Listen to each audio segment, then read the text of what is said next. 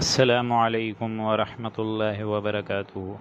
الحمد للہ نحمده ونستعینه ونستغفره ونؤمن به ونتوکل علیہ ونعوذ باللہ من شرور انفسنا ومن سیئات اعمالنا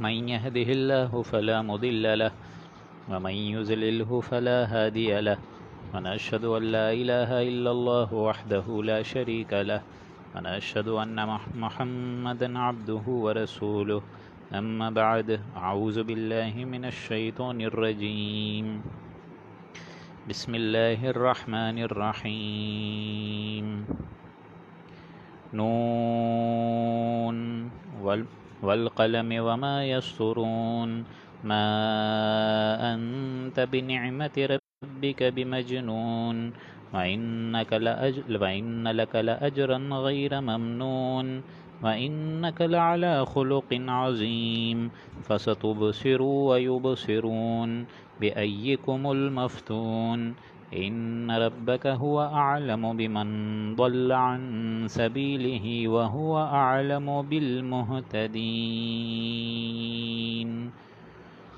رب اشرح لي صدري ويسر لي أمري واحلل عقدة من لساني يفقهوا قولي اللهم إنك عفو كريم تحب العفو فاعف عنا اللهم لا تدع لنا في مقامنا هذا ذنبا إلا غفرته ولا هما إلا فرجته ولا كربا إلا نفسته ولا ديما إلا قضيته ولا مريضا إلا شفيته ولا ميتا إلا رحمته برحمتك يا عزيز ويا غفار آمين يا رب العالمين۔ سامعین محترم، اب ہم 29ویں پارے کا آغاز کر چکے ہیں، اور کل ہم لوگ نے سورہ ملک پڑھی تھی، جو کہ بہت جامع ترین سورہ مبارک، جس کی فضیلت میں سے ایک یہ بھی ہے کہ رات کو حضور اکرم صلی اللہ علیہ وآلہ وسلم سونے سے پہلے یہ سورہ مبارک پڑھتے تھے، سورہ واقعہ کا مطالعہ فرماتے تھے، پڑھتے تھے، تلاوت فرماتے تھے۔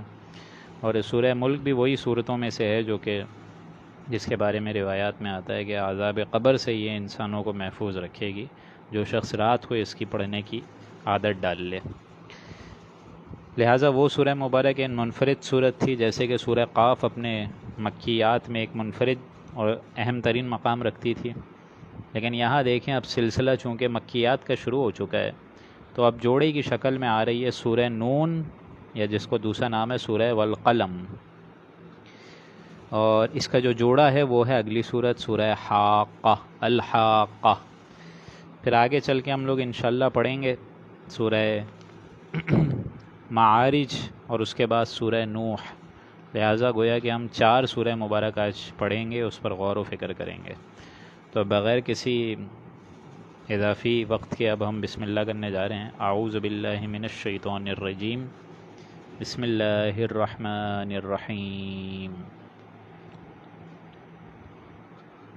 نون والقلم وما یسطرون۔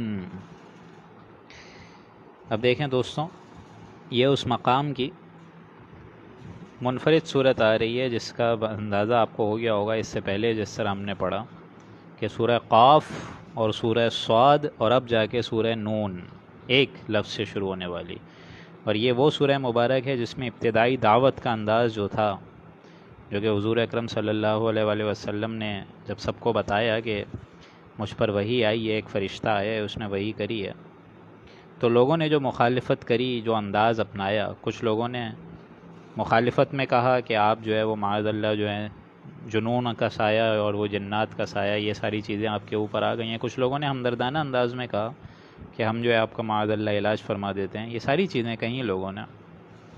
لیکن اس کو یوں سمجھیے کہ یہ جو پہلی 7 آیات آئیں گی وہ دوسری جو وحی آئی ہے حضور اکرم صلی اللہ علیہ وآلہ وسلم کے قلب اطہر پر، وہ یہ ہیں 7 آیات۔ پہلی وحی جو آئی تھی وہ آپ کو معلوم ہے غار حرا میں، اقرأ بسم ربک الذی خلق خلق الانسان من علق اقرأ وربک الاکرم الذی علم بالقلم علم الانسان ما لم يعلم، وہ انشاءاللہ ہم لوگ آئندہ ہفتے پڑھیں گے رمضان سے انشاءاللہ پہلے۔ لیکن یہ دیکھ لیجئے کہ یہ اب وہ مقام آ رہا ہے 7 آیات، جس کی ابھی پہلی آیت میں نے آپ کے سامنے تلاوت فرمائی، کہ یہ وہ واقعات میں سے ہے کہ جب حضور اکرم صلی اللہ علیہ وآلہ وسلم پر پہلی دفعہ وحی کا نزول شروع ہوا ہے۔ تو جو پہلا تاثر تھا وحی کے آغاز پہ، تو خود حضور اکرم صلی اللہ علیہ وآلہ وسلم کا بھی یہی گمان تھا کہ یہ لوگ جو ہے میری اس دعوت کو قبول کریں گے۔ ان لوگوں نے خود مجھے جو ہے تمام کے تمام قریش نے صادق اور امین کا خطاب دیا ہے۔ تو جب ان کو ان کے رد عمل سے، مشرکین کے رد عمل سے، قریش کے رد عمل سے ایک دھچکا لگا، ایک صدمہ ہوا، اور یہ بھی صدمہ اسی بات پر تھا کہ کل تک جو میرے لوگ دیوانے تھے آج مجھے دیوانہ کہہ رہے ہیں، لہٰذا صدمہ بہت شدید تھا۔ اس صدمے کی دل جوئی میں دیکھیں یہ آیات اتر رہی ہیں، نون والقلم وما یسرون۔ نون قسم ہے لکھنے والوں کی، یعنی جو بھی علمی ذخیرہ آج تک کا انسانوں کا بھی موجود ہے نوع انسانی کے پاس، وہ گواہ ہے اس پر، ما انت بنعمت ربک بمجنون، کہ اے نبی آپ اپنے رب کے فضل سے، اس کی نعمت سے، اس کی عطا سے مجنون تو نہیں ہیں، آپ پر کوئی جنات کا معاذ اللہ کوئی سایہ تو نہیں آیا ہے جو یہ بیان فرما رہے ہیں مشرکین۔ وَإِنَّكَ لَأَجْرًا غَيْرَ مَمْنُونٍ، اور آپ کے لیے تو بے شک وہ اجر ہے جو کبھی منقطع نہیں ہوگا، کبھی ختم نہیں ہوگا۔ آپ کی شخصیت، آپ کا کردار، ایسی پاکیزگی والی زندگی، ایسے بلند ترین اخلاق، وَإِنَّكَ لَعَلَىٰ خُلُقٍ عَظِيمٍ، اور بے شک آپ اخلاق حسنہ کے اعلیٰ پیمانے پر ہیں۔ یعنی اس کو یوں سمجھیے کہ معراج انسانیت پر تو حضور اکرم صلی اللہ علیہ وسلم پہلے سے ہی فائز تھے، یہ تو معراج نبوت اب شروع ہو رہی ہے۔ بڑے اعلیٰ اونچے اخلاق تھے ان کے، ایسے بلند اخلاق، کردار۔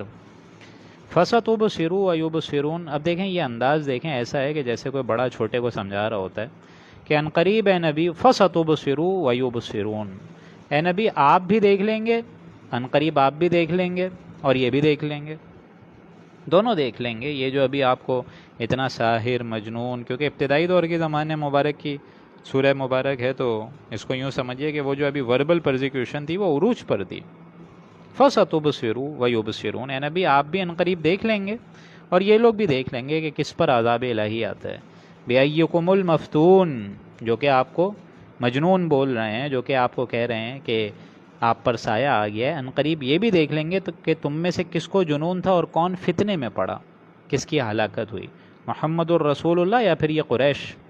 ان ربک هو اعلم بمن ضل عن سبیلہ وهو اعلم بالمہتدین، یقیناً اے نبی آپ کا رب خوب جانتا ہے جو اس کی راہ سے بھٹک گیا ہے، اور وہ اس کو بھی جانتا ہے جو اس کی راہ پر سیدھے راستے سے چل رہا ہے، گامزن ہے، وہ ہدایت کے راستے پر جو ہے اس کو بھی جانتا ہے۔ فَلَا تُطِعِ الْمُكَذِّبِينَ، تو اے نبی آپ ان تکذیب کرنے والوں کا کہنا ہرگز نہ مانیے، آپ ان کے جھٹلاہٹ میں مت آئیے، آپ ان کی چالوں میں نہیں آئیے، آپ ان کے مکر و فریب میں نہیں آئیے، بلکہ یہ تو چاہتے ہی ہیں وَدُّوا لَوْ تُدْهِنُوا فَيُدْهِنُونَ، یہ لوگ تو چاہتے ہیں کہ آپ ذرا ہلکے پڑیں اپنی اس دعوت میں اور یہ لوگ بھی ہلکے پڑ جائیں۔ یعنی باطل تو ہمیشہ چاہے گا کہ کمپرومائز ہو، کچھ بھلا میری بات مانی جائے، کچھ ہم آپ کے معبود کو مان لیتے ہیں، آپ ہمارے باطل معبودوں کا اقرار کر لیجئے، باطل تو یہی چاہے گا۔ تو لہٰذا آپ ان کی طرف کان بھی مت دھریں، آپ جو ہے ان کی باتوں پہ بالکل نہیں آئیے، آپ ان کی چالوں کا ہرگز شکار نہ ہوئیے۔ وَدُّوا لَوْ تُدْهِنُوا فَيُدْهِنُونَ، کیونکہ ظاہر بات ہے، ابھی میں نے جیسا کہ بار بار عرض کر رہا ہوں، ابھی یہ پرزیکیوشن کس پر تھی؟ رسول اللہ کی ذات مبارک پر۔ جب انہوں نے دیکھا کہ اب یہ اکیلے ہیں، ان کا کوئی ساتھی نہیں ہے، تو طنز کا انداز ہے کہ اب تھوڑا ڈپلومیسی سے یہ کام لے رہے ہیں کہ اے نبی آپ چھوڑ دیجئے اس کام کو، آپ ہماری کچھ بات مان لیجئے، کمپرومائز کر لیجئے۔ تو اے نبی یہ تو چاہتے یہی ہیں، وَدُّوا لَوْ تُدْهِنُوا فَيُدْهِنُونَ، آپ کو اگر یہ ڈھیلا ہوتے ہوئے دیکھیں گے تو خود بھی ڈھیلے ہو جائیں گے، یعنی کچھ نہ کچھ کمپرومائز اختیار کر لیں گے۔ وَلَا تُطِعْ كُلَّ حَلَّافٍ مَّهِينٍ، اور آپ نے بالخصوص کسی ایسے شخص کا کہنا نہیں ماننا جو بہت جھوٹی قسمیں کھانے والا ہے۔ گمان غالب ہے علماء لکھتے ہیں کہ یہ جو آیات آ رہی ہیں 10، 11، 12، 13، 14، 15، یہ آیات ہیں رئیس المنافق ولید بن مغیرہ کے بارے میں، بہت سخت الفاظ آ رہے ہیں اس کے بارے میں، ذرا دیکھیے گا۔ وَلَا تُطِعْ كُلَّ حَلَّافٍ مَّهِينٍ، آپ نہ مانیں اس کی بات جو بڑی زور آور قسمیں کھانے والا ہے، مہین، اور جو بڑا گھٹیا آدمی ہے، ہمازٍ مشاء بنمیم، جو کہ تانے دینے والا ہے، جو کہ عیب نکالنے والا ہے، باتیں سے باتیں نکالنے والا ہے، مشاء بنمیم، اور جو کہ غیبت، چغلیاں، بغض، عداوت میں مبتلا ہے، جو کہ چغلیاں لگاتا پھرتا ہے۔ مناع للخیر معتد اسیم، اور وہ ہر کاموں میں نیک کے کاموں سے روکنے والا ہے اور حد اعتدال سے گزر جانے والا ہے، حدوں کو پامال کرنے والا ہے۔ یہ ولید بن مغیرہ کے سارے کریکٹرسٹکس آ رہے ہیں، اور یہ بھی کہا جاتا تھا کہ وہ جو ہے ولد الزنا ہے، اس لیے تانے دینا، چغلیاں کرنا، یہ ساری جو اب ایک خاص قسم کی قسم کی شخصیت ہوتی ہے پرورٹڈ، اس کا ذکر ہو رہا ہے یہ پورا۔ مناع للخیر معتد نسیم، نیک کام سے روکنے والا اور اللہ کی حدود کو پامال کر جانے والا، حد سے گزر جانے والا، عتل بعد ذلک زنیم، گناہوں کا ارتکاب کرنے والا اور سخت ترین مزاج رکھنے والا، یعنی اس کا دل جو ہے وہ سخت ہے، اور ظاہر بات ہے زنیم، اور اس کے علاوہ جو ہے اس کے اندر قسمیں کھانے کا ایک عنصر ہے۔ گھٹیا آدمی کا یہی انداز ہوتا ہے کہ جب وہ دیکھتا ہے کہ اپنی بات میں اس کی کوئی ہلکاہٹ ہے اور کمی ہے تو وہ قسمیں کھا کر اپنی بات کو جو ہے اس میں وزن ڈالنے کی کوشش کرتا ہے۔ تو صرف اس گھمنڈ پر کہ اس کے پاس عتل بعد ذلک زنیم ان کان ذا مال و بنین، یہ تمام کریکٹرسٹکس اس کی صرف اور صرف اس جڑ بنیاد پر ہیں کہ ہم نے اس کو مال دیا ہے، و بنین، اور اس کو بیٹے دیے ہیں۔ انہی کا بیٹا خالد بن ولید اسی کا ہی بیٹا ہے نا، جس کے بارے میں حضور نے فرمایا ہے کہ اللہ کی تلواروں میں سے ایک تلوار ہے خالد بن ولید، جو کہ بعد میں مسلمان ہوئے۔ تو اللہ تعالیٰ دیکھیں، ضروری نہیں ہے کہ جو شخص جو ہے وہ بدکار ہو، اس کا بیٹا بھی معاذ اللہ بدکار ہو، ایسا ضروری تھوڑی ہے۔ تو ان کان ذا مال و بنین، اس کا یہ معاملہ تھا ولید بن مغیرہ کا کہ وہ اس کی اکڑ اسی چیز پر تھی کہ ہم نے اس کو مال دیا ہے، اس کے طائف میں اتنے باغات ہیں، اس کے اندر اس کے پاس مکے کی اتنی ساری پراپرٹیز ہیں، و بنین، اور اس کے پاس بیٹے ہیں۔ اذا تتلی علیہ آیاتنا قال اساطیر الاولین، اور جب اس کے سامنے ہماری آیات پڑھ کر سنائی جاتی ہیں تو وہ تو کہتا ہے کہ نہیں، یہ تو بے سند باتیں ہیں، اگلوں سے منقول ہوئی چلی آ رہی ہیں، یہ تو کاپی پیسٹ وہاں کی باتیں ہیں، ہم ان میں سے کسی چیز کا ارتکاب نہیں کرتے اور نہ کنی چیز کو مانتے ہیں۔ سنسمہ علی الخرطوم، اب معلوم یہ ہوتا ہے کہ اس کی ناک شاید بہت نمایاں تھی، تو اللہ تعالیٰ فرما رہا ہے کہ ہم عنقریب اس کی ناک پر مہر لگائیں گے، علی الخرطوم، اس کی ناک پر داغ دیں گے ایک۔ انا بلوناہم کما بلونا اصحاب الجنہ، ہم نے یقیناً ان کی آزمائش کری ہے، ان کو آزمایا ہے، ان کو جانچا ہے، ان کو پرکھا ہے، جیسا کہ ہم نے باغ والوں کی آزمائش کری تھی۔ اذ اقسموا لیصرمنھا مصبحین، جبکہ ان لوگوں نے آپس میں ہی قسم کھا لی تھی کہ اس باغ کا پھل ہم صبح ضرور توڑ لیں گے، صبح ہوتے ہی۔ اب دیکھیں یہ پوری ایک خوبصورت تمثیل آ رہی ہے، آیت نمبر 16 سے لے کے تقریباً آیت نمبر 25-26 تک جائے گی یہ، یا بلکہ آیت نمبر 30 تک جائے گی۔ اس کو یوں سمجھیے دوستوں کہ اللہ سبحانہ و تعالیٰ ایک ایگزامپل سمجھا رہا ہے کہ ایک باغ کی فصل ہے پوری کی پوری، وہ تیار ہو چکی ہے، لوگوں نے اس میں محنت بھی کری ہے اور سارے کے سارے پھل جوڑنے میں اس کی مدد بھی کری ہے، اور وہ اپنے اس باغ پر یوں سمجھ رہے ہیں کہ اللہ کو بائی پاس کر کے وہ قادر ہو گئے ہیں، اور ظاہر بات ہے اس کو یوں سمجھ رہے ہیں کہ ہم جو ہے اگر صبح جائیں گے تو سارے پھلوں کو توڑ لیں گے، لیکن انشاءاللہ یہ لوگ نہیں بولتے، جو کہ ہم پڑھ چکے ہیں سورہ کہف میں، وَلَا تَقُولَنَّ لِشَيْءٍ إِنِّي فَاعِلٌ ذَلِكَ غَدًا إِلَّا أَن يَشَاءَ اللَّهُ، مت کہیے گا اے نبی کہ آپ کل کو ایک کام کریں گے مگر انشاءاللہ کے ساتھ، انشاءاللہ بولیں گے تو کام انشاءاللہ اللہ ضرور کرے گا۔ تو انہوں نے بھی اس طریقے کی بات نہیں کہی، اور اس پر ان کو اکڑ بہت تھا، گھمنڈ بہت تھا اپنی محنت مشقت اور بھاگ دوڑ پر، اس باغ کی پوری فصل تعمیر کرنے پر۔ تو صبح کے وقت اچانک آگ کا کوئی بگولا آئے اور پورے کے پورے ان کے جو عظیم الشان باغ تھا اس کو ہڑپ کر گیا ہے، پورا کا پورا ایک دم تباہ و برباد کر دیا گیا ہے۔ تو یہ ایگزامپل آ رہی ہے، ذرا غور کریے، اور یہ مضامین بہت بار آئے ہیں قرآن مجید میں، اسپیشلی مکیات میں۔ اس لیے فرمایا انا بلوناہم کما بلونا اصحاب الجنہ اذ اقسموا لیصرمنھا مصبحین، جبکہ لوگوں نے آپس میں قسمیں کھائیں کہ اس باغ کا جو بہت بڑا خوبصورت ریزیڈینشل گارڈن ہے اس میں ہم صبح جائیں گے اور پھل توڑ لیں گے۔ ولا یستثنون، اور انہوں نے انشاءاللہ نہیں کہا، ساری کی ساری گھمنڈ اپنی محنت پر ہی رکھی انہوں نے۔ فطاف علیہا طائف من ربک وہم نائمون، سو اس باغ پر آپ کے رب کی طرف سے ایک پھرنے والا عذاب پھر گیا، وہم نائمون، اور وہ رات کو سو رہے تھے، یعنی لیٹ نائٹ ایک عذاب آیا ہے، سخت جھکڑ آندھی طوفان آیا ہے۔ یہ تو اپنے مزے سے مسکنات میں سوتے رہے، گھروں میں سوتے رہے، آرام کرتے گئے، صبح ان کی یہ نیت تھی کہ ہم جائیں گے اور جا کے پھل توڑ لیں گے، لیکن وہاں اللہ تعالیٰ کی طرف سے ایسا معاملہ ہوا ہے کہ جو پورا باغ تھا وہ ایک دم چورا چورا ہو کے رہ گیا، اور یہ گھر میں سو رہے ہیں، ان کو پتہ ہی نہیں ہے کچھ. وَهُمْ نَائِمُونَ فَأَصْبَحَتْ كَالصَّرِيمِ. پھر صبح کو وہ پورا کا پورا باغ ایسا ہو گیا جیسے کھیت ہو جاتی ہے، ایک دم خالی زمین، بنجر جو چیز رہ جاتی ہے، جس طرح کٹا ہوا کھیت ہو جاتا ہے، کچھ پتھر اور جھکڑ یہ ساری چیزیں، پتے وغیرہ پڑے ہوتے ہیں. فَتَنَادَوْا مُصْبِحِينَ. سو وہ صبح کے وقت سو کر جب اٹھے، أَنِ اغْدُوا عَلَىٰ حَرْثٍ إِن كُنتُمْ صَارِمِينَ. پھر وہ ایک دوسرے کو پکارنے لگے کہ اپنے کھیت پر سویرے سویرے چلو، اگر تم کو پھل توڑنا ہے. تم نے بھاگ دوڑ کری ہے، محنت کری ہے، اس میں فلا آرٹیفیشل طریقے سے اریگیشن بھی تم نے کر دی، تو ٹھیک ہے ابھی چلتے ہیں، یہ سارا کا ساری جنت تو ہماری. اب وہ سمجھ رہے ہیں کہ جنت یعنی جو ان کا پورا باغ ہے وہ اپنی طرف سلامت ہے. چلو صبح چلتے ہیں، پھل توڑ لیتے ہیں. فانطلقوا وهم يتخافتون. پھر وہ لوگ آپس میں چپکے یہ بھی بات کرنے لگے، اللہ يدخلنها اليوم علیکم مسکین، کہ بھائی دیکھو آج کوئی محتاج، کوئی مانگنے والا، کوئی سائل، کوئی سوال کرنے والا قریب تک نہ آئے. وغدوا علی حرد قادرین. اپنے کو اس کے نہ دینے پر قادر سمجھ کر ہم چلتے ہیں، یعنی ہم جو ہیں قادر ہیں، ہم نے باغ بنایا، ہماری محنت، ہمارے سارا ہنر اور ساری کی ساری محنت جدوجہد ہماری. یہ مسکین، یہ یتیم، یہ سارے کے سارے بدمعاش لوگ کیسے ہمارے اس باغ پر جو ہے قابض ہو سکتے ہیں؟ باغ ہمارا، محنت ہماری، اور باغ کی حفاظت تک ہم نے کری، اور یہ آگے اچانک مانگنے کے لیے. یعنی جب انسان آخرت سے دور ہوتا ہے تو یہ کردار ڈیولپ ہو جاتا ہے. اسی لیے فرمایا کہ صبح چلو تاکہ پھل توڑ لیں اور کسی کو معلوم ہی نہ ہو، تاکہ کوئی مانگنے والا آئے ہی نہیں. وغدوا على حرد قادرین فلما رأوها قالوا انا لضالون. پھر جب وہاں وہ پہنچے اس باغ کی طرف پہنچے تو کیا دیکھتے ہیں کہ نہیں، ایسا لگ رہا ہے کہ ہم راستہ بھول گئے ہیں. یہ باغ کیا ہمارا ہی ہے؟ باغ تو رات میں ہی اجڑ چکا ہے. تو ذرا پریشان ہو گئے کہ باغ کیا ہمارا ہے یا ہم راستہ بھول گئے، یا کیا آخر ہوا کیا ہے، ذرا دیکھیں تو مسئلہ ہوا کیا ہے.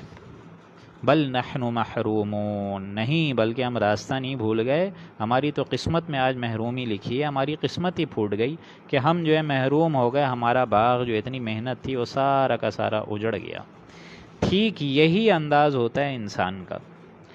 انسان کا معاملہ بھی یہی ہے کہ اندر سے وہ کٹ چکا ہوتا ہے، اندر اس کے جو ہے وہ ایسی بیماریاں وجود میں آ جاتی ہیں. کینسر معلوم ہوتا ہے ہر جگہ پھیل گیا ہے، اسے پتہ ہی نہیں ہوتا اور اکڑ رہا ہوتا ہے کہ ہم کل یہ کر لیں گے. سامان 100 برس کا، پل کی خبر نہیں. یہ غفلت ہے، یہ اللہ کی طرف سے دوری ہے، یہ اللہ کی طرف سے سرے سے دوری ہے. بل نحن محرومون. وہ لوگ جو ہے ایک دم قسمت ہی ان کی پھوٹ گئی اور وہ محروم رہے. قال اوسطهم الم اقل لکم لولا تسبحون. ان میں سے جو ایک اچھا آدمی تھا، ظاہر بات ہے ہر قوم میں اچھے بھی ہوتے ہیں برے بھی ہوتے ہیں، اس میں جو ایک نیک سرشت انسان تھا جس کے اندر تقوی کچھ تھا، اس نے فرمایا الم اقل لکم، کیا میں تم سے نہیں کہتا تھا لولا تسبحون، کہ تم کیوں نہیں کرتے اللہ کی تسبیح بیان، اس کی پاکی کیوں نہیں بیان کرتے ہو، اس کے کہنا کیوں نہیں مانتے ہو، اس کی ان تمام نعمتوں کا حق ادا کیوں نہیں کرتے ہو، کیوں یہ اللہ تعالیٰ کی تسبیح تم بیان نہیں کرتے ہو. قالوا سبحان ربنا انا كنا ظالمین. تو سب نے کہا کہ ٹھیک ہے ہمارا پروردگار، ہم جو ہے اللہ، ہم اپنے جرموں کا اعتراف کرتے ہیں، انا كنا ظالمین، بے شک ہم قصوروار ہیں، ہم نے اپنی جانوں پر ظلم کرا ہے. یعنی اب جو ہے انہوں نے ایک عزم مصمم کرا اور پھر توبہ کر کے آگے چلنے کی کوشش کری. فاقبل بعضهم على بعض يتلاومون. پھر ایک دوسرے کو مخاطب کر کر الزام دینے لگے. سارے کے سارے کیا معاملات اور ایک دوسرے پہ ملامت کر رہے ہیں. قالوا یا ویلنا انا كنا طاغین. بے شک ہم حد سے نکلنے والے تھے، بالکل ہم حد سے نکلنے والے تھے، طغا ہمارے اندر آ گئی تھی، سرکشی آ گئی تھی. تو اب مل کر سارے کے سارے اللہ کی جناب میں توبہ کرو. عسى ربنا ان يبدلنا خيرا منها انا الى ربنا راغبون. ان قریب اللہ سے امید رکھو کہ ہمارا پروردگار ہم کو اس سے بھی بہتر باغ عطا فرمائے، اس سے بھی اچھا باغ عطا فرمائے اس کے بدلے. انا الی ربنا راغبون. بے شک ہم تو بالآخر اپنے رب کی طرف ہی رجوع کرتے ہیں. باغ اگر اجڑ بھی گیا تو کوئی مسئلہ نہیں، اب کے سال جو آئے گا اس میں پھر محنت کرو. ٹھیک ہے اس سال ہماری محنت تباہ ہو گئی، اگلے سال ایک امید رکھو، رجوع کرو، اور جو حق اللہ تعالیٰ کا تم نے نہیں نکالا تھا اس باغ سے، غریبوں، مسکین، یتیم، فقراء اور یہ سارے کے سارے محتاجوں کو تم نے اس باغ کا حصہ نہیں دیا تھا، زکوٰۃ شاید ادا نہیں کری تھی، صدقہ و خیرات نہیں کرا تھا، تو اللہ کی نعمتوں کا حق ادا کرو. تو عین ممکن ہے کہ انشاءاللہ اللہ اس سے بھی بہتر باغ تمہیں عطا فرمائے. کذالک العذاب. اب یہ آ رہی ہے اس میں ٹیک ہوم لیسن، جو مورل لیسن ہوتا ہے اس اسٹوری کا، وہ کیا ہے؟ کذالک العذاب، اسی طرح عذاب واقع ہوتا ہے. اور یہ تو دنیا کا عذاب ہے کہ دنیا میں تمہاری 1 سال کی محنت ختم ہو گئی، تباہ و برباد ہو گئی، اچانک جو ہے اس پر آگ کا بگولا آ گزرا تمہارے اس عظیم الشان باغ پر. لیکن اصل بات کیا ہے؟ وَلَعَذَابُ الْآخِرَةِ اکبر. آخرت کا عذاب جو ہے وہ اس دنیاوی عذاب سے کہیں بڑھ کر ہے. لَوْ كَانُوا يَعْلَمُونَ. کاش کہ ان لوگوں کو علم ہوتا. اگر ان لوگ کو علم ہوتا ہے تو اس باغ کے پیچھے محنت ہی نہیں کرتے. اور عین ممکن اور عین مثال یہی ہماری بھی ہے کہ اگر ہم سب کو اس بات کا اندازہ ہو جائے کہ اللہ سبحانہ و تعالیٰ نے ہماری زندگی بہت کم لکھی ہے یا زیادہ لکھی ہے، جس کی جتنی بھی لکھی ہے آخر مر کر تو سب کو اسی کے پارگاہ میں جانا ہے. لیکن اگر انسان کو یہ اندازہ ہو جائے کہ ہمیں رکنا نہیں ہے یہاں پہ، یہ دنیا جو ہے مسافر خانہ ہے، اگر اس کو یہ انسان سمجھ لے تو ایک دم انسان جو ہے اس کے اندر سے اپنی ایک چینجز آنا شروع ہو جائیں گی. ظاہر بات ہے وہ پھر عذاب، آخرت کے عذاب کی زیادہ فکر کرے گا. اچھا، آپ سب حضرات کو میری آواز کلیئر آ رہی ہے تو مجھے بتا دیجئے. کچھ لوگوں کو شاید آواز کی انٹرپشن ہے تو میں ری سٹارٹ کر دوں، کیونکہ یہاں اللہ کے فضل و کرم سے ایک پورا رکوع مکمل ہو چکا ہے، دوسرا رکوع اب ہم لوگ کرنے جا رہے ہیں. تو اگر آپ لوگ کو آواز ڈسٹارٹ ہو رہی ہے تو مجھے ابھی سے بتا دیجئے. ہم لوگ جو ہے سورہ نون والقلم وما یسرون، سورہ نون یا سورہ قلم کا ایک رکوع ہم پڑھ چکے ہیں. اب انشاءاللہ العزیز ہم لوگ دوسرے رکوع کی طرف جائیں گے. اس میں بڑی ایک پیاری تمثیلی گفتگو بھی آ گئی. اب بسم اللہ کرتے ہیں. اب دوسرا رکوع شروع ہو رہا ہے. آج میں نے جیسا کہ عرض کرا کہ سورہ قلم، سورہ حاقہ، سورہ معارج اور پھر سورہ نوح، 4 ہم لوگ صورتیں پڑھیں گے. تو اس کے لیے آپ لوگ بھی ہمت رکھیے انشاءاللہ 11:30 پونے 12 تک، تاکہ ہم لوگ جو ہے ایٹ لیسٹ 12 سے پہلے ہم لوگ اس کو مکمل کرنے کی پوری کوشش کریں گے. تو یہ سارا کا سارا معاملہ آ گیا تھا ان لوگوں کا جو کہ آخرت کے مقابلے میں دنیا کو ترجیح دیتے ہیں، لیکن اس کے برعکس جو کہ دنیا کے مقابلے میں آخرت کو ترجیح دیتے ہیں، اب ان کی اگزامپل آ رہی ہے. ان للمتقین عند ربہم جنات النعیم. بے شک ہمارے وہ بندے جو پرہیزگار ہیں، جو تقوی کی روش اختیار کر کے بیٹھے ہیں، جن کو معلوم ہے کہ بعد بعد الموت ہم سب کو اللہ کی جناب میں جانا ہے اور اپنے ایک ایک عمل کی جواب دہی وہاں کرنی ہے. عند ربہم جنات النعیم.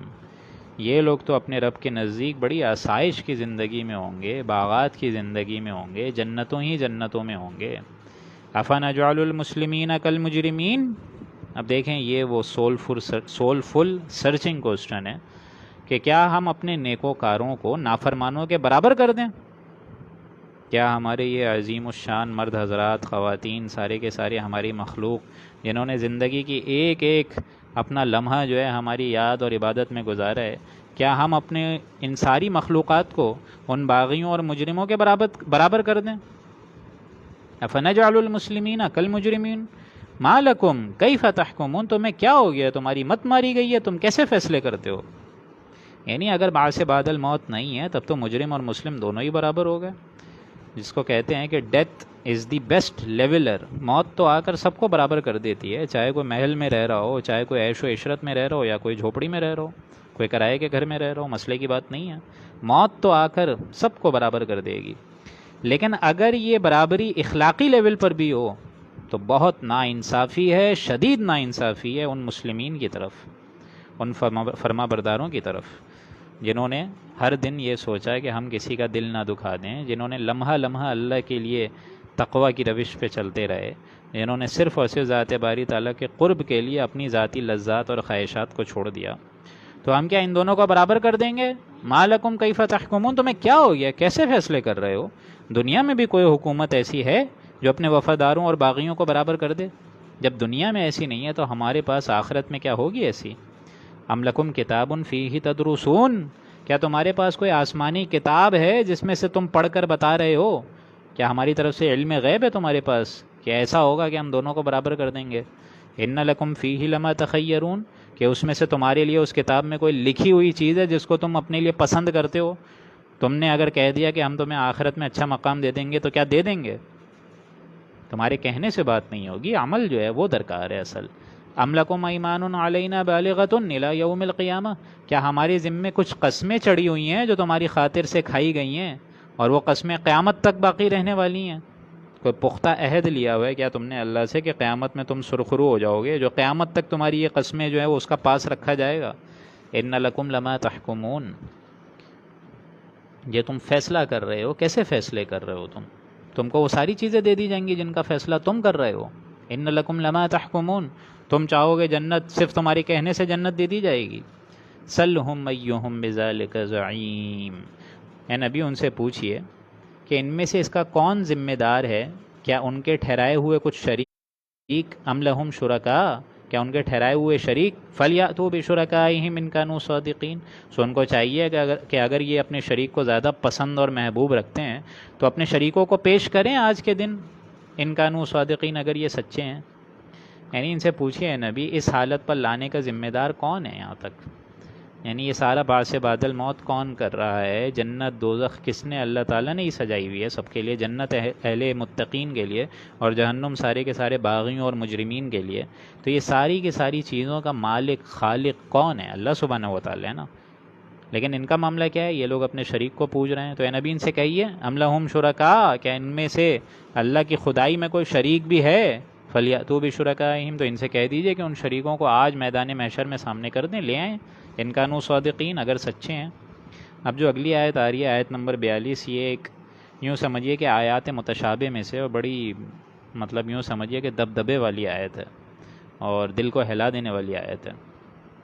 کوئی ایک خاص مقام ہونے والا ہے میدان محشر میں دوستوں، کہ جب ایک دم کھپ اندھیرا ہوگا پل صراط پر، اور اس سے پہلے یہ جو پورے معاملات آتے ہیں کہ سورج سوا نیزے پہ ہوگا، یہ سارے جو معاملات ہیں بعث بعد الموت کے، کہ عرش کے سائے کے علاوہ اور کوئی سایہ نہیں ہوگا، یہ ساری باتیں اپنی جگہ ہیں.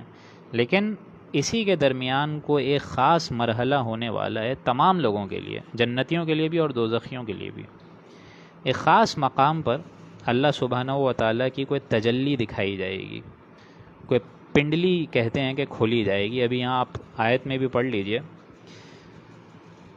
یوم یکشف عن ساق ویدعون الی السجود فلا یستطیعون، جس دن کے ساق کی تجلی اللہ فرمائے گا، یعنی اللہ تعالیٰ اپنی پنڈلی کی، یہ جو گیسٹروکنیمیس مسل ہے.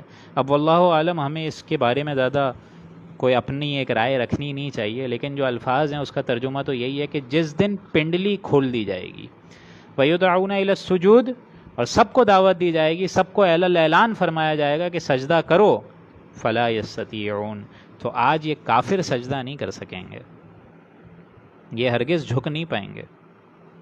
یہ خاص تجلی میدان محشر میں ظاہر کی جائے گی.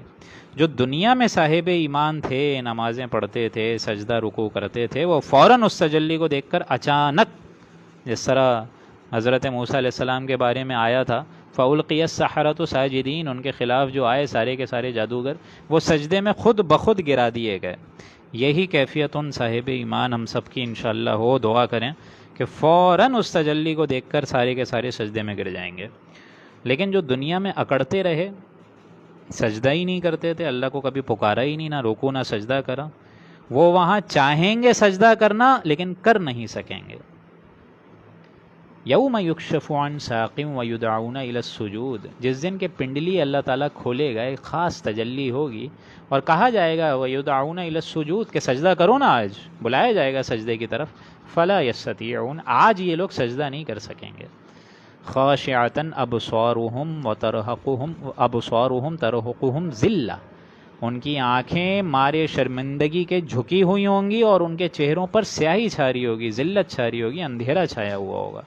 وقد كانوا يدعون الى السجود، اور جب ان سے دنیا میں سجدے کی طرف ان کو بلایا جاتا تھا، وہم سالمون، حالانکہ وہاں تو وہ صحیح سالم تھے، دنیا میں صحیح سالم ہیں. حی علی الصلاح، حی علی الفلاح کی آوازیں جو ہے مؤذن دے رہا ہے، دن میں ایک نہیں 5 دفعہ، ہر دن بلا رہا ہے کہ آؤ فلاح کی طرف، آؤ کامیابی کی طرف. لیکن یہ سالم تھے وہاں پر. آج یہ سجدہ یہاں کرنا چاہیں گے، کر نہیں پائیں گے، بالکل نہیں کر پائیں گے. فذرنی ومن یکذب بہذا الحدیث، تو اے نبی ان کو اب آپ چھوڑ دیجئے، ان کو اور ہم کو بھی چھوڑ دیجئے، وَيُكَذِّبُ بِهَذَا الْحَدِيثِ، جو اس کلام کو جھٹلا رہے اس کے معاملے کو ہم پر چھوڑ دیجئے۔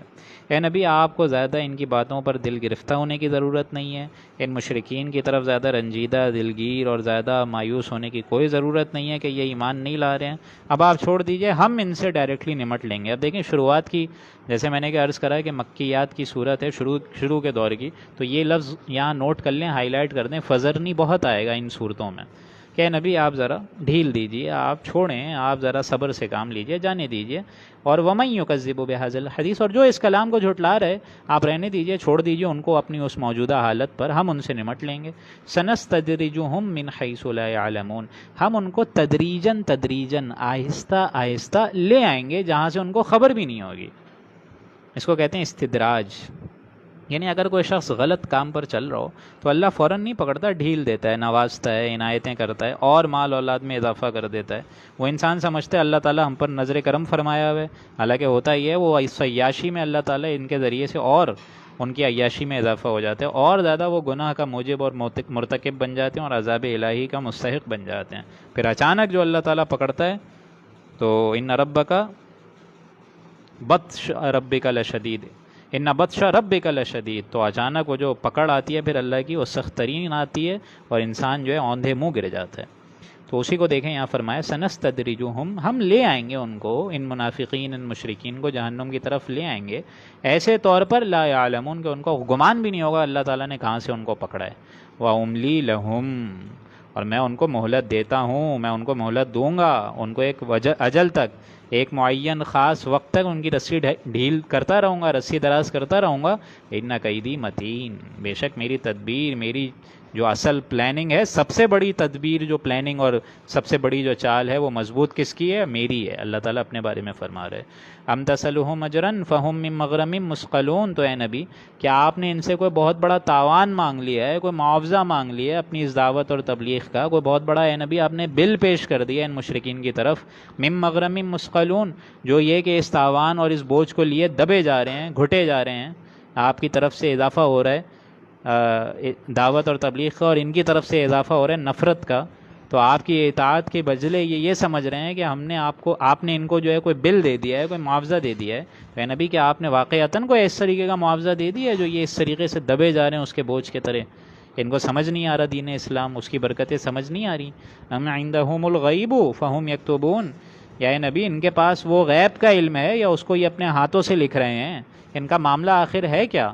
فاصبر لحکم ربک، تو اے نبی آپ اپنے رب کی اس تجویز پر، اس امر پر صبر کریے، لحکم ربک، اور اپنے رب کے حکم کا انتظار کریے۔ دیکھیں فاصبر لحکمک، حکم سے پہلے لام آ جائے، زیر آ جائے تو اس کا مطلب ہوتا ہے انتظار کریے، یعنی اے نبی آپ اپنے رب کے حکم کا انتظار کریے۔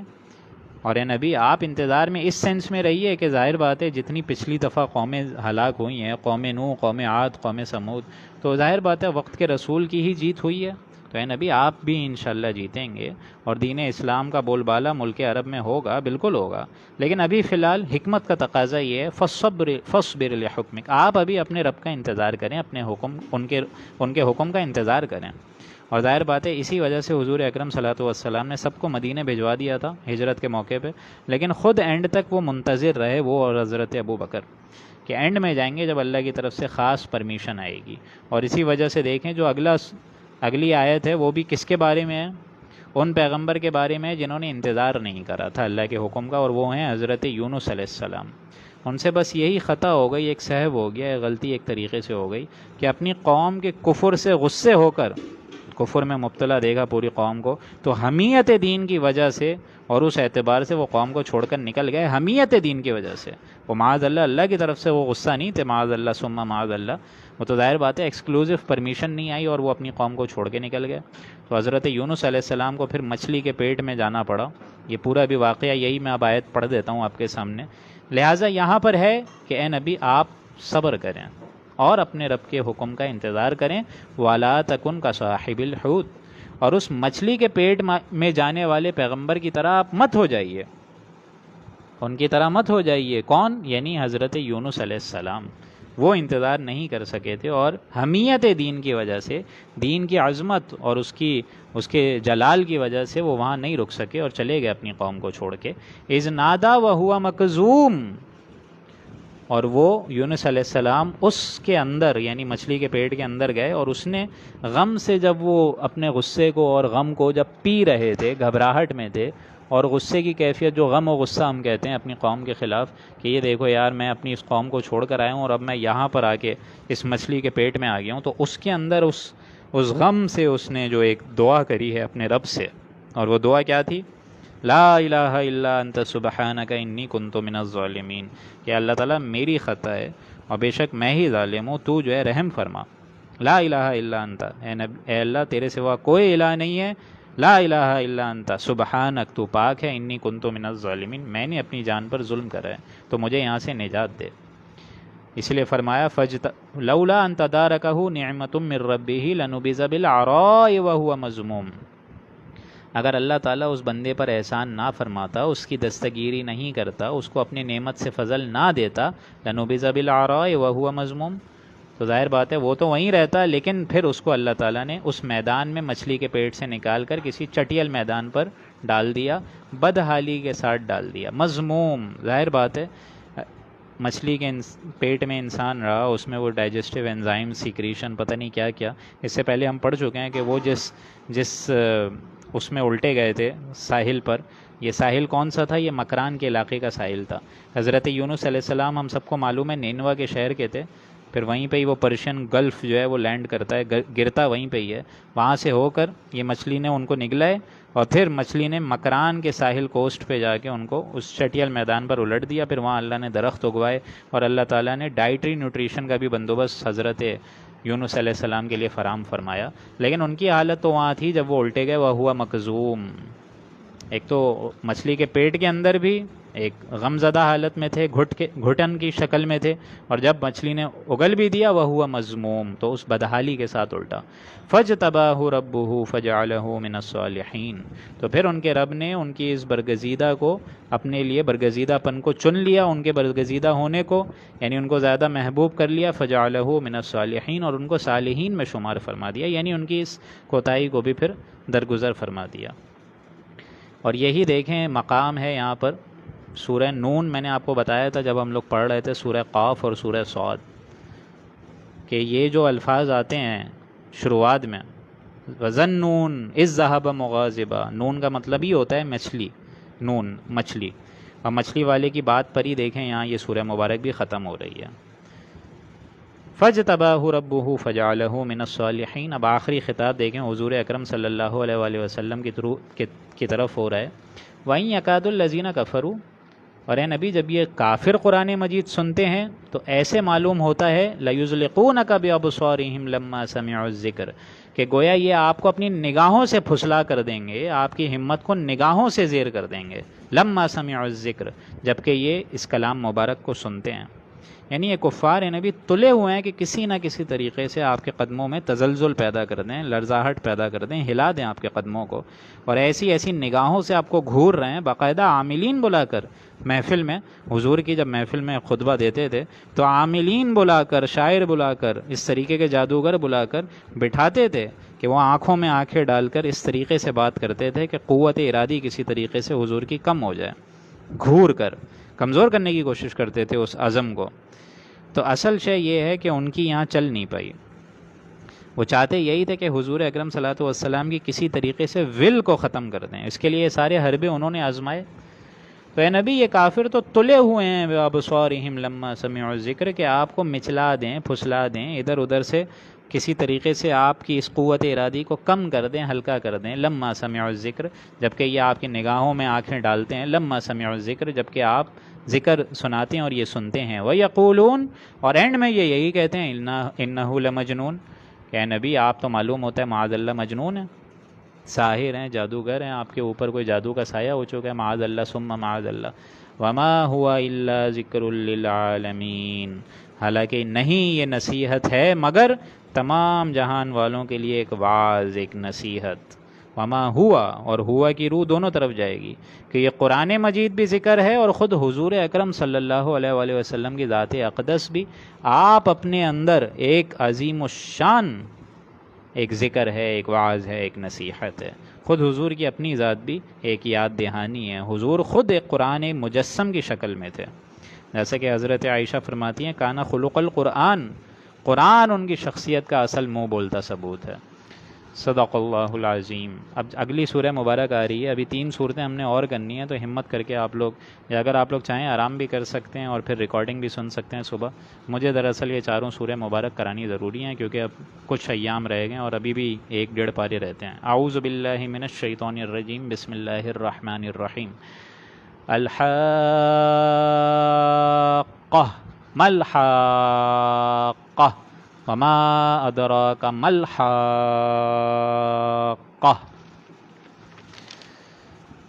وہ سچ ہو جانے والی شے، وہ حقیقت بن جانے والی شے، ما الحاقہ کیا ہے وہ حق ہو جانے والی شے، وما ادراک ما الحاقہ اور تمہیں اندازہ بھی ہے کیا ہے وہ قائم ہو جانے والی شے، سچ ہو جانے والی شے، حق ہو جانے والی شے، یعنی کہ قیامت۔ یہ وہی انداز ہے جس طرح آخری پارے میں آپ لوگ پڑھیں گے سورہ القاریہ، القاریہ ما القاریہ وما ادراک ما القاریہ، کذبت ثمود وعاد بالقاریہ، تو جھٹلایا سمود نے اور عاد نے اس قاریہ کو، کھڑکھڑا دینے والی، ہلا دینے والی آندھی طوفان جو کہ قیامت میں آئے گا شدید۔ فاما ثمود فاہلکوا بالطاغیہ، تو سمود کی تو یہ حالت ہوئی کہ وہ ہلاک کر دیے گئے ایک زوردار چنگھاڑ سے، ایک فرشتے نے زور سے ایک چنگھاڑ کری ہے اور وہ اپنی اس جھٹلانے کی، اس تکذیب کی بنا پر وہ ہلاک کر دیے گئے، یعنی قیامت سے پہلے ان پر قیامت ٹوٹ پڑی۔ واما عاد، اور رہا سوال عاد کا، فاہلکوا بريح صرصر عاتیہ، تو وہ تو ایک تیز جھکڑ، ایک تیز تند ہوا سے اور ایک خراب طوفان اور آندھی سے ہلاک کر دیے گئے۔ سخرها علیہم 7 لیال و8 ایام حسوما، جس کو اللہ نے ان پر مسلط کرا لگاتار، کنٹینوس 7 راتیں اور 8 دن تک، متواتر، کنٹینوس۔ ایسی ایسی قوم، کیونکہ یہ تھے بھی بڑے قداور لوگ، تو ان کی حالت دیکھیں کیا ہو گئی۔ حسوما فطر القوم فیہا سرعا، سو اے مخاطب اگر تو اس کو وہاں موجود پاتا تو تو دیکھتا کہ وہ قوم اس طرح گری ہوئی ہے کأنہم اعجاز نخل خاویہ، تو اس کو اس طریقے سے دیکھتا جیسے گری ہوئی کھجوروں کے تنے پڑے ہوتے ہیں، صرف اور صرف پتے پڑے ہیں، کٹی کٹی کھجوریں پڑی ہیں، ان کی بیجیں گری ہوئی ہیں، اور یہ قداور قوم تھی، لیکن ظاہر بات ہے اللہ کی نافرمانی کری تو دیکھیں کتنا شدید اللہ تعالیٰ نے ہولناک انجام سے ان کو ہلاک کر دیا۔ فَهَلْ تَرَى لَهُم مِّن بَاقِيَةٍ، پھر اللہ تعالیٰ ہم سب سے پوچھ رہے تو اے انسانوں تمہیں کیا ان کا کوئی بچا ہوا نظر آتا ہے؟ یعنی بالکل ہلاک کر دیے گئے، اس کو کہتے ہیں عذاب استیصال۔ فَقُطِعَ دَابِرُ الْقَوْمِ الَّذِينَ ظَلَمُوا، یہ آیت ہم پڑھ چکے ہیں کہ اللہ تعالیٰ جڑ کاٹ کے پھینک دیتا ہے ان ایسی قوموں کی، صفحہ ہستی سے مٹا دیتا ہے۔ تو اے مخاطب کیا تم ان میں سے کسی انسان کو بچا ہوا پاتے ہو؟ وَجَاءَ فِرْعَوْنُ وَمَنْ قَبْلَهُ وَالْمُؤْتَفِكَاتُ بِالْخَاطِئَةِ، اور یہی حال ہوا فرعون کا بھی اور جو لوگ اس سے پہلے تھے، اور وہ مؤتفکات یعنی وہ بستیاں جو کہ الٹ دی گئیں، بالخاطئہ، اپنے قصور کی وجہ سے، اپنی ان کفاری حرکتوں کی وجہ سے، یعنی وہ بستیاں جن پر بھیجے گئے حضرت لوط علیہ السلام، عامورہ اور صدوم کی بستیاں، یہ سب کے سب ایک دم ہلاک کر دیے گئے، جو بستیاں الٹ دی گئیں۔ فَعَصَوْا رَسُولَ رَبِّهِمْ فَأَخَذَهُمْ أَخْذَةً رَّابِيَةً، سو انہوں نے بھی اپنے رب کے رسول کا کہنا نہیں مانا تھا تو اللہ نے ان کو سخت ترین عذاب میں پکڑا۔ اِنَّا لَمَّا طَغَى الْمَاءُ وَحَمَلْنَاكُمْ فِي الْجَارِيَةِ، یقیناً ہم ہی نے پانی کو اس تیغانی سے تم کو کشتی میں سوار کر دیا، طغیانی سے ایک کشتی میں سوار کر دیا، یعنی اللہ تعالیٰ نے جب اس قوم نوح پر ان پر یہ عذاب بھیجا ہے، شدید ترین بارشیں بھی ہوئی ہیں اور سیلاب بھی آیا ہے، تو یہ سارے کے سارے جو وقت کے سارے انسان تھے، پوری نسل انسانی حضرت نوح علیہ السلام کے ان 3 بیٹوں کی شکل میں اس سوار تھی اس کشتی میں۔ اِنَّا لَمَّا طَغَى الْمَاءُ حَمَلْنَاكُمْ، ہم نے تم کو اس پانی میں اٹھایا، ساری کی ساری نوح علیہ السلام کی ان 3 اولادوں کو، ایک اولاد تو ان کی اسی عذاب میں ہلاک ہو گئی، لیکن بقیہ 3 اولادوں کو جن سے نسل انسانی چلنی ہے ہم سوار کر رہے تھے اس کشتی میں، فِي الْجَارِيَةِ، باقیوں کو ہم نے ظاہر بات ہے ڈبا دیا۔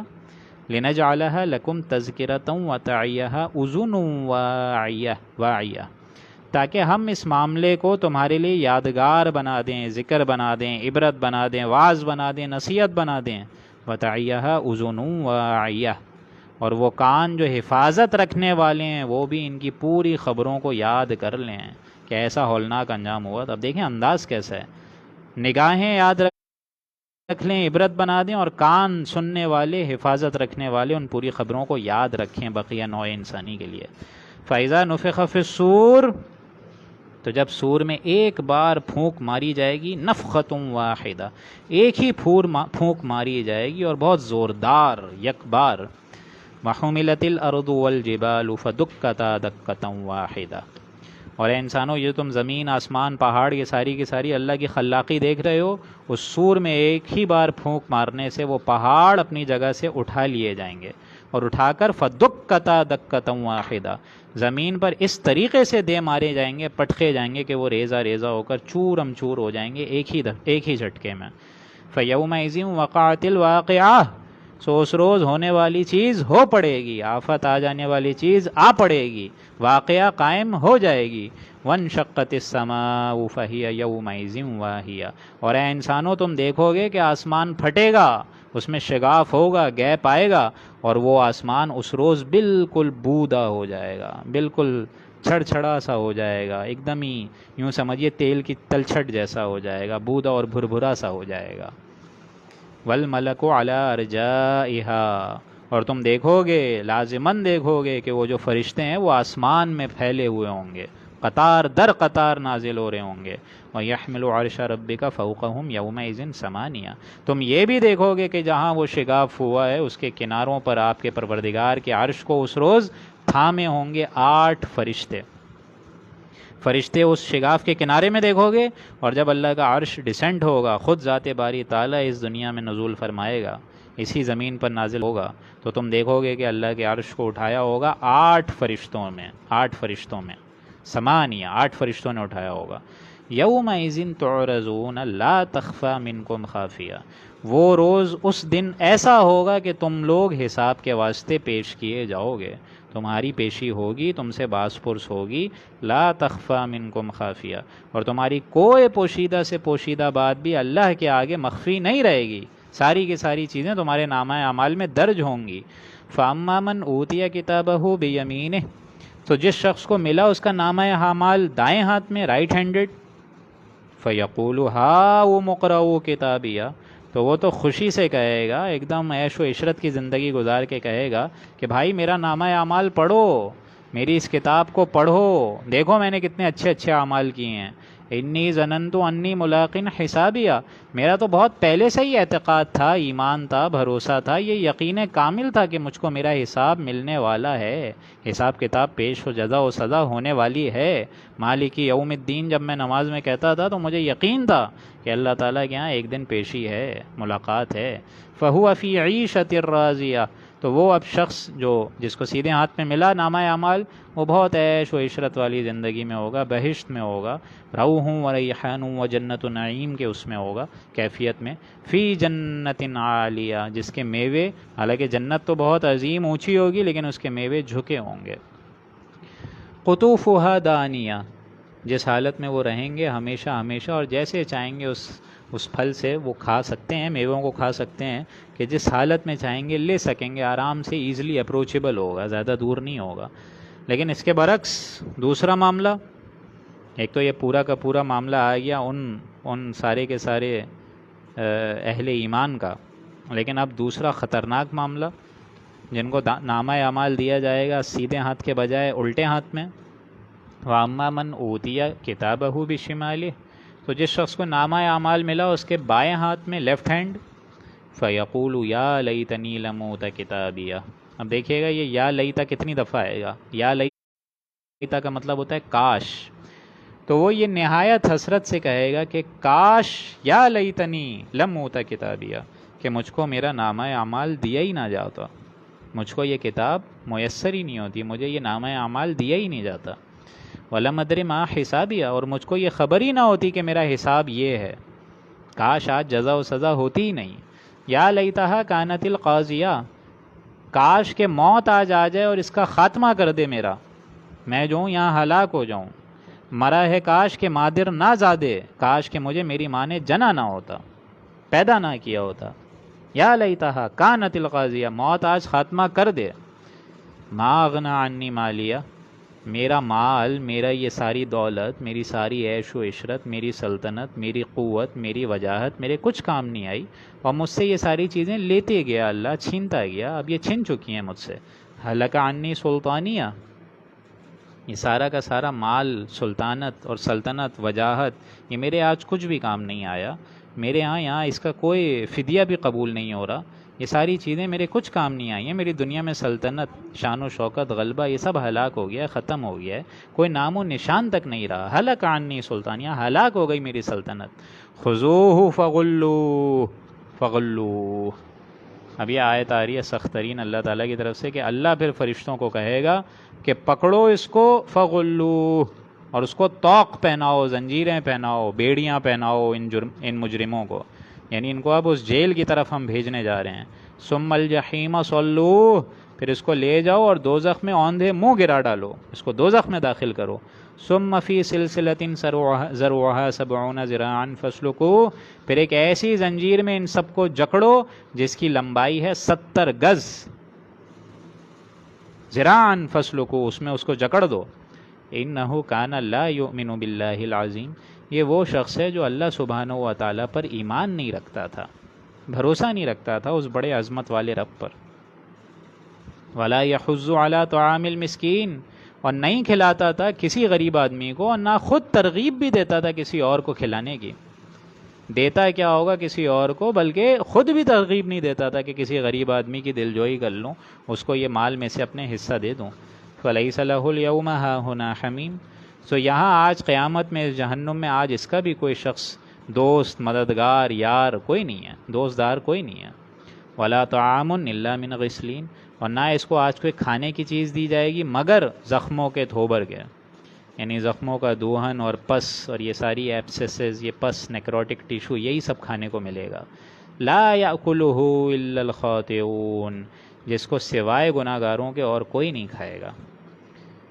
اگلا رکوع ہے فلا اقسم بما تبصرون، یہ آخری رکوع سورہ واقعہ کے آخری رکوع سے بہت متشابہ ہے دوستوں۔ وہاں کیا تھا؟ فلا اقسم بمواقع النجوم وانہ لقسم لو تعلمون عظیم انہ لقرآن کریم۔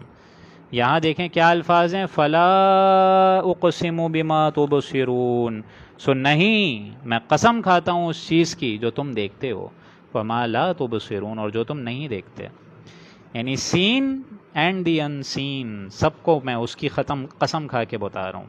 یعنی اس کو اچھے طریقے سے سمجھ لیجئے، جو ہماری نظروں سے اوجھل ہے وہ بھی، اور جو اللہ کی نظروں کے سامنے ہے، یعنی اللہ کی نظروں کے تو ہر شے خیر سامنے ہی ہے، ہم جس کو دیکھتے ہیں جو ہماری چیزوں سے ہڈن ہے، ان سین ہے، اس کی بھی اللہ قسم کھا رہے، اور جو ہم دیکھ رہے ہیں اس کی بھی قسم کھا رہے اللہ۔ اور کیا ہے قسم؟ قسم اصل کھائی کس پہ جا رہی ہے؟ انہ لقول رسول کریم، یہ قرآن مجید ایک رسول کریم کا قول ہے، یعنی محمد الرسول اللہ، محمد الرسول اللہ کی زبان مبارک سے نکل رہا ہے صلی اللہ علیہ وآلہ وسلم، اس لیے قول رسول کریم۔ اور جب جبریل لے کر آتے تھے تو ان کے لیے یوز ہوا لفظ قول رسول امین، روح الامین، لیکن در حقیقت یہ کلام کس کا ہے؟ اللہ سبحانہ و تعالیٰ کا ہے۔ اب آگے دیکھیں سخت ترین آیت آ رہی ہے، شاید ترجمہ کرتے ہوئے بھی زبان لڑکھڑائے، حضور کے بارے میں کیا بات بتائی جا رہی ہے، لیکن یہ سختی حضور کے لیے نہیں ہے، یہ اچھے طریقے سے سمجھ لیجئے، یہ سختی حضور کے ریفرنس کو دے کر ان مشرکین کی طرف ہے۔ کیا ہے آیت؟ سنیے ذرا، غور کریں۔ انہ لقول رسول کریم، کہ یہ قرآن مجید ایک معزز فرشتے کا لایا ہوا ہے، یعنی جبریل کی، اور یہ زبان مبارک سے ادا ہو رہا ہے پیغمبر رسول اکرم صلی اللہ علیہ وآلہ وسلم کی۔ وما ہوا بقول شاعر، یہ شاعر کا کلام نہیں ہے، یہ قرآن مجید کسی شاعر کا کلام نہیں ہے۔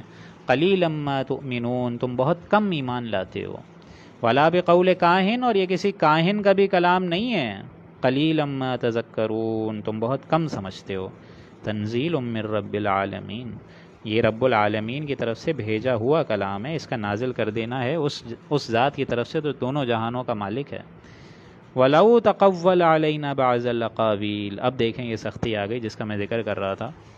اور اگر یہ پیغمبر ہمارے ذمے کوئی جھوٹی بات لگا کر ہماری طرف منسوب کر دیں، قرآن مجید میں کوئی آیت نہیں ہے اور وہ اپنی طرف سے لگا کر ہماری طرف پیش کر دیں کہ یہ اللہ کی طرف سے معاذ اللہ آیا ہے، لَأَخَذْنَا مِنْهُ بِالْيَمِينِ، تو ہم ان کا داہنا ہاتھ پکڑیں گے، ثُمَّ لَقَطَعْنَا مِنْهُ الْوَتِينَ، پھر ہم ان کی رگے جان تک کو کاٹ ڈالیں گے، فَمَا مِنْكُمْ مِنْ أَحَدٍ عَنْهُ حَاجِزِينَ، پھر تم میں سے کوئی ایسا نہیں ہوگا جو اس سزا سے ان کو بچانے والا ہوگا۔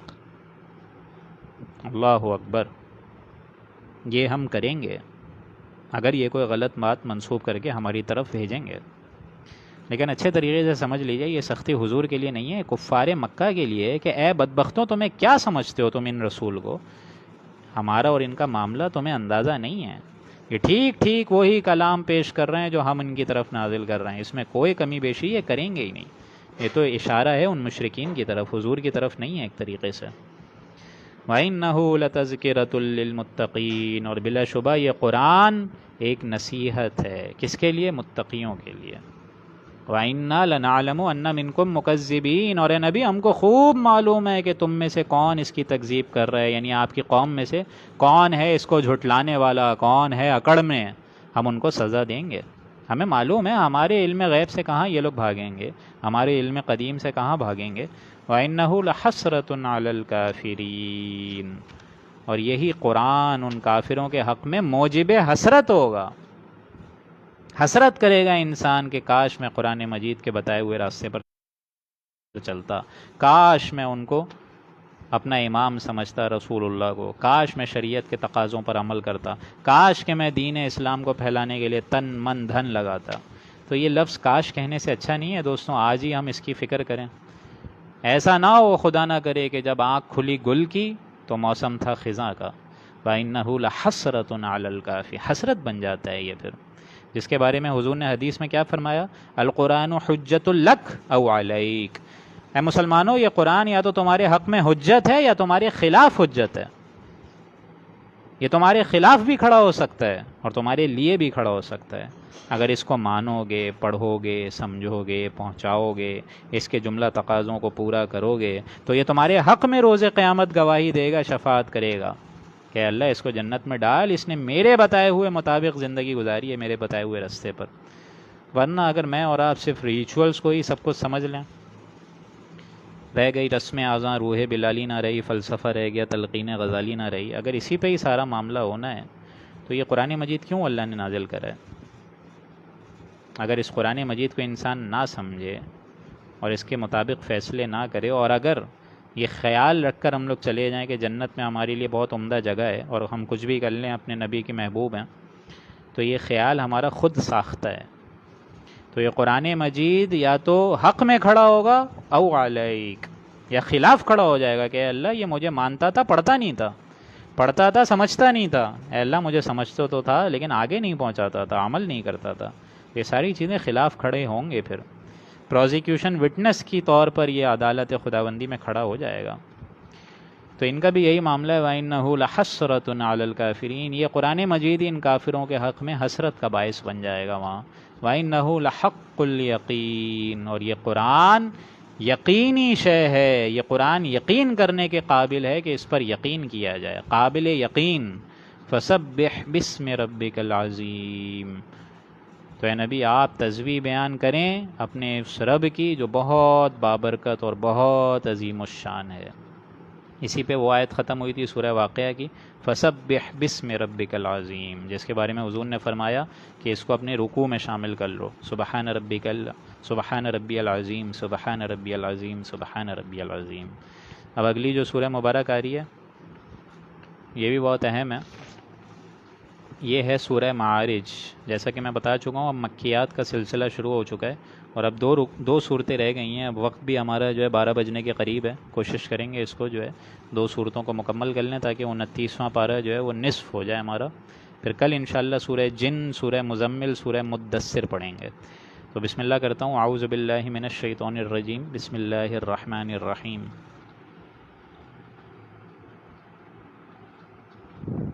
سأل سائل بعذاب واقع، مانگا ایک عذاب، مانگنے والے نے ایک عذاب، یعنی یہ عذاب مانگنے والے کون ہیں؟ کافی علماء کے قول کے مطابق یہ جو ہے مانگنے والے ہیں حضور اکرم صلی اللہ علیہ وآلہ وسلم، کہ ایک درخواست کرنے والے نے ایک عذاب کی درخواست کری اپنی قوم کے لیے، بعذاب واقع، جو کہ واقع ہونے والا ہے کافروں پر، للکافرین لیس لہ دافع، اور جان لو کہ اس کا کافروں کے حق میں کوئی دفع کرنے والا نہیں ہوگا، وہ آئے گا، وہ واقع ہو کے رہے گا، وہ عذاب یہ لوگ چاہے مانیں چاہے نہ مانیں وہ آئے گا۔ من اللہ ذی المعارج، اور اس ذات کی طرف سے آئے گا جو کہ بہت بلندیوں والا ہے، بہت عظمتوں والا ہے، بہت اونچائی والا ہے، جو کہ سیڑھیوں کا جو پہنچنے کا ایک ذریعہ ہے آسمانوں تک کا، وہاں کا مالک ہے۔ اب آسمانوں سے ہی اگلی آیت آ رہی ہے، یعنی یہ اس کو یوں سمجھیے کہ عذاب کیوں مانگا حضور نے، اس کی وجہ بھی سمجھ لیجئے۔ عذاب مانگنے کی سب سے بڑی وجہ یہ تھی کہ ابھی تو ابتدائی دور کی ایک سورہ مبارک ہے جس میں ابھی کوئی جسمانی تشدد نہیں ہو رہا ہے اہل ایمان پر، صرف وربل پرزیکیوشن ہے، اور وہ وربل پرزیکیوشن ہے اس قوم کے قائد کی طرف، یعنی ذات محمدی پر، پرسنل پرزیکیوشن۔ اور ان کا گمان سارے منافقین مشرکین کا یہی تھا کہ اف وی کین کل دا ول آف پروفٹ، تب تو ظاہر بات ہے کچھ کرنے کی اور ضرورت ہی نہیں ہوگی، اگر داعی ہی بیٹھ جائے، دین کی طرف بلانے والا ہی بیٹھ جائے تو بس ختم، پھر عوام الناس تو آرام سے ہم جدھر چاہے دھکیل دیں گے۔ تو فل 3 ایئرز جو تھے ان کے، انہوں نے کسی اور کو کچھ نہیں کیا، صرف وربل پرزیکیوشن۔ اور کیا ہے اس میں؟ کبھی شاعر بول رہے ہیں، کبھی ساحر بول رہے ہیں، کبھی مجنون بول رہے ہیں، کبھی مسحور بول رہے ہیں، کبھی کذاب بول رہے ہیں۔ اب ظاہر بات ہے کوئی اور سمجھے نہ سمجھے، جن کے بارے میں یہ باتیں ہو رہی ہیں ان کا بھی تو ایک رد عمل ہوگا نا، آخر حضور بھی تو انسان تھے نا۔ تو انہوں نے یہ کہا کہ اب عذاب آنا چاہیے ان پر، میں کتنا اور سہوں۔ اور اسی وجہ سے اس کی جو اگلی صورت ہے سورہ نوح، اس میں اندازہ ہوگا کہ مانگنے والے نے عذاب کیسا مانگا اور بددعا کیا کری ہے حضرت نوح علیہ السلام نے، تو وہاں آ جائے گا۔ لیکن یہاں حضور کے دیکھیں اخلاق ہے کہ بس ایک ہی آیت میں سمو دیا پورا کا پورا سمندر، کہ سأل سائل بعذاب واقع، مانگا ایک عذاب، مانگنے والے نے درخواست کری ہم سے ایک عذاب کی، للکافرین لیس لہ دافع، کہ ان پر واقع ہونے والا ہے جو کہ ان کو کوئی نہیں ہٹائے گا، ان سے دفع کرنے والی کوئی شے نہیں ہوگی ان کافرین کے حق میں۔ من اللہ ذی المعارج، اور وہ آئے گا اس ذات کی طرف سے جو کہ آسمانوں کا مالک ہے، سیڑھیوں کا مالک ہے۔ تعرج الملائکۃ والروح الیہ فی یوم کان مقدارہ 50,000 سنہ، چڑھتے ہیں روح بھی اور فرشتے بھی اس کی طرف ایک ایسے دن کی جانب کہ جس کی مقدار ہے 50,000 برس۔ اب یہ ساری آیات متشابہ ہیں، ہم نہیں جان سکتے، یہ شاید قیامت کی اس میں بات کی گئی ہو، واللہ عالم۔ لیکن ایسا کوئی ہے امپلیمنٹیشن کا ایک پورا ایک ذائقہ اللہ کے نزدیک، اور ایک پورا ایک ضوابط۔ فاصبر صبرا جمیلا، دیکھیں میں نے آیت نوٹ کروائی تھی نا آپ کو وہاں اس سے پہلی صورت میں، فذرنی ومن یکذب بہذا الحدیث، کہ نبی چھوڑیے ان کو کیونکہ ابتدائی دور کی صورت ہے، تو اے نبی صبر کریں، صبر کریں، فاصبر صبرا جمیلا، اور صبر بھی کریں بڑی خوبصورتی کے ساتھ۔ ہمارا کیا معاملہ ہوتا ہے، ہم صبر کرتے ہیں منہ اور ناک اور آنکھیں بنا کر کہ کیوں ہمیں صبر کرنا پڑ رہا ہے، ہمارے اتنے مالوں کا نقصان ہو گیا، ہماری دولت کا نقصان ہو گیا، ہم نے موقع ہاتھ سے چھوڑ دیا ہے، اب صبر کر بھی رہے ہیں تو ایک دم دل گرفتہ ہو کر تو نہیں۔ رضائے رب پہ راضی رہے یہ حرف آرزو کیسا، خدا خالق خدا مالک خدا کا حکم تو کیسا، یہ رضا ہونی چاہیے آپ سب کے اندر۔ فاصبر صبرا جمیلا، اب یہ معاذ اللہ حضور ایسی کوئی بات نہیں کر رہے تھے، لیکن ایک بات حضور کو بتائی جا رہی ہے کہ اہل ایمان بھی اب اے نبی یہ نہ سمجھیں کہ ان پر عذاب کیوں نہیں آ رہے، ان کو ان کی اللہ تعالیٰ اجل کیوں بڑھا رہے اور ان کی رسی جو ہے وہ کاٹ کیوں نہیں دیتا، تو ٹھیک ہے ابھی تو کوئی مسئلہ نہیں ہے، فاصبر صبرا جمیلا، آپ صبر کرتے رہیں خوبصورتی سے، کوئی مسئلے کی بات نہیں ہے۔ انہم یرونہ بعیدا ونراہ قریبا، یہ لوگ تو اس کو یعنی قیامت کو دور دیکھ رہے ہیں، ونراہ قریبا، ہم تو اس کو قریب دیکھ رہے ہیں، ہماری تو آنے واحد کے سامنے ہے، نگاہوں کے سامنے ہے قیامت، یہ اس کو دور دیکھ رہے ہیں، ہم اس کو قریب دیکھ رہے ہیں۔ اس کا صحیح مشاہدہ ہوتا ہے جب آپ ہوائی جہاز پر سفر کریں، جب آپ جہاز پر چڑھتے ہیں، آپ لوگ کراچی سے ٹیک آف کریں تو ظاہر بات ہے اتنے سارے شہروں کو اگر آپ پلین کی ونڈو سے نیچے دیکھیں، بیک وقت آپ کو 2 یا 3 شہر اچانک نظر آ جاتے ہیں، نواب شاہ نظر آ رہا ہوگا، حیدرآباد نظر آ رہا ہوگا، ساتھ ساتھ نظر آ رہے ہوں گے۔ اور یہی معاملہ ہے اللہ سبحانہ و تعالیٰ کا، اس کو تو نظر آ رہی ہے قیامت، یعنی جو نواب شاہ میں بیٹھا ہوا ہے اس کو کراچی نظر نہیں آ رہا، کراچی والے کو نواب شاہ نظر نہیں آ رہا، لیکن اگر آپ اونچائی پہ پہنچ جائیں دونوں شہر آپ دیکھ لیں گے، بے نہیں، یہی معاملہ اللہ تعالیٰ کا ہے۔ اللہ تعالیٰ کی نظروں کے سامنے ہے قیامت۔ انہم یرونہ بعیدا، یہ کفار اس کو دور سمجھ رہے ہیں کہ وہ بہت دنوں بعد آئے گی، ونراہ قریبا، ہم تو اس کو اپنی نظروں کے سامنے دیکھ رہے ہیں، ہم تو آنے واحد میں ہماری سامنے چیزیں چل رہی ہیں۔ یوم تکون السماء کالمہل، اب دیکھیں قیامت کا ایک شدید ترین نقشہ آ رہا ہے، اور یہ وہ صورت ہے جہاں کیونکہ میں آپ کو بتا چکا ہوں دوستوں، اب قرآن مجید ہم مکمل کرنے جا رہے ہیں، ختم کرنے جا رہے ہیں، تو آپ نوٹ کریں گے کہ ایک عظیم الشان استاد جس طرح اپنے شاگردوں کو سمجھاتا ہے کہ اب بھی سمجھ جاؤ، توبہ کر لو، قیامت بہت قریب ہے، قیامت میں دیکھو یہ ہوگا، اس میں سے ایک نقشہ دیکھیں یہ ہے، یوم تکون السماء کالمہل، اور جس دن کے آسمان تیل کی تلچھٹ جیسا ہو جائے گا، پگھلا ہوا تانبا جیسا ہو جائے گا، وَتَكُونُ الْجِبَالُ كَالْعِهْنِ، اور انسانوں تم پہاڑ دیکھو گے کہ رنگین اونوں کی طرح ہو جائیں گے۔ یہ پہاڑ جو تمہیں بڑے جامع نظر آ رہے ہیں ابھی، راک اسٹڈی، یہ اون کی طرح ہوا میں بکھیر دیے جائیں گے۔ وَلَا يَسْأَلُ حَمِيمٌ حَمِيمًا، اور کوئی جگری دوست کسی دوست کو پوچھے گا نہیں۔ تم بڑی دوستیاں نبھاتے تھے دنیا میں، سارے کے سارے مشرکین منافقین آپس میں بھائی بھائی تھے۔ وَلَا يَسْأَلُ حَمِيمٌ حَمِيمًا، وہ دن اتنا ہولناک ہوگا کہ کوئی دوست، ہم سارے دوستی ہیں نا، ہم سارے کے سارے ابھی درس قرآن میں بیٹھے ہیں، کوئی نہیں پوچھے گا، کوئی وہاں پہ دیکھے گا بھی نہیں۔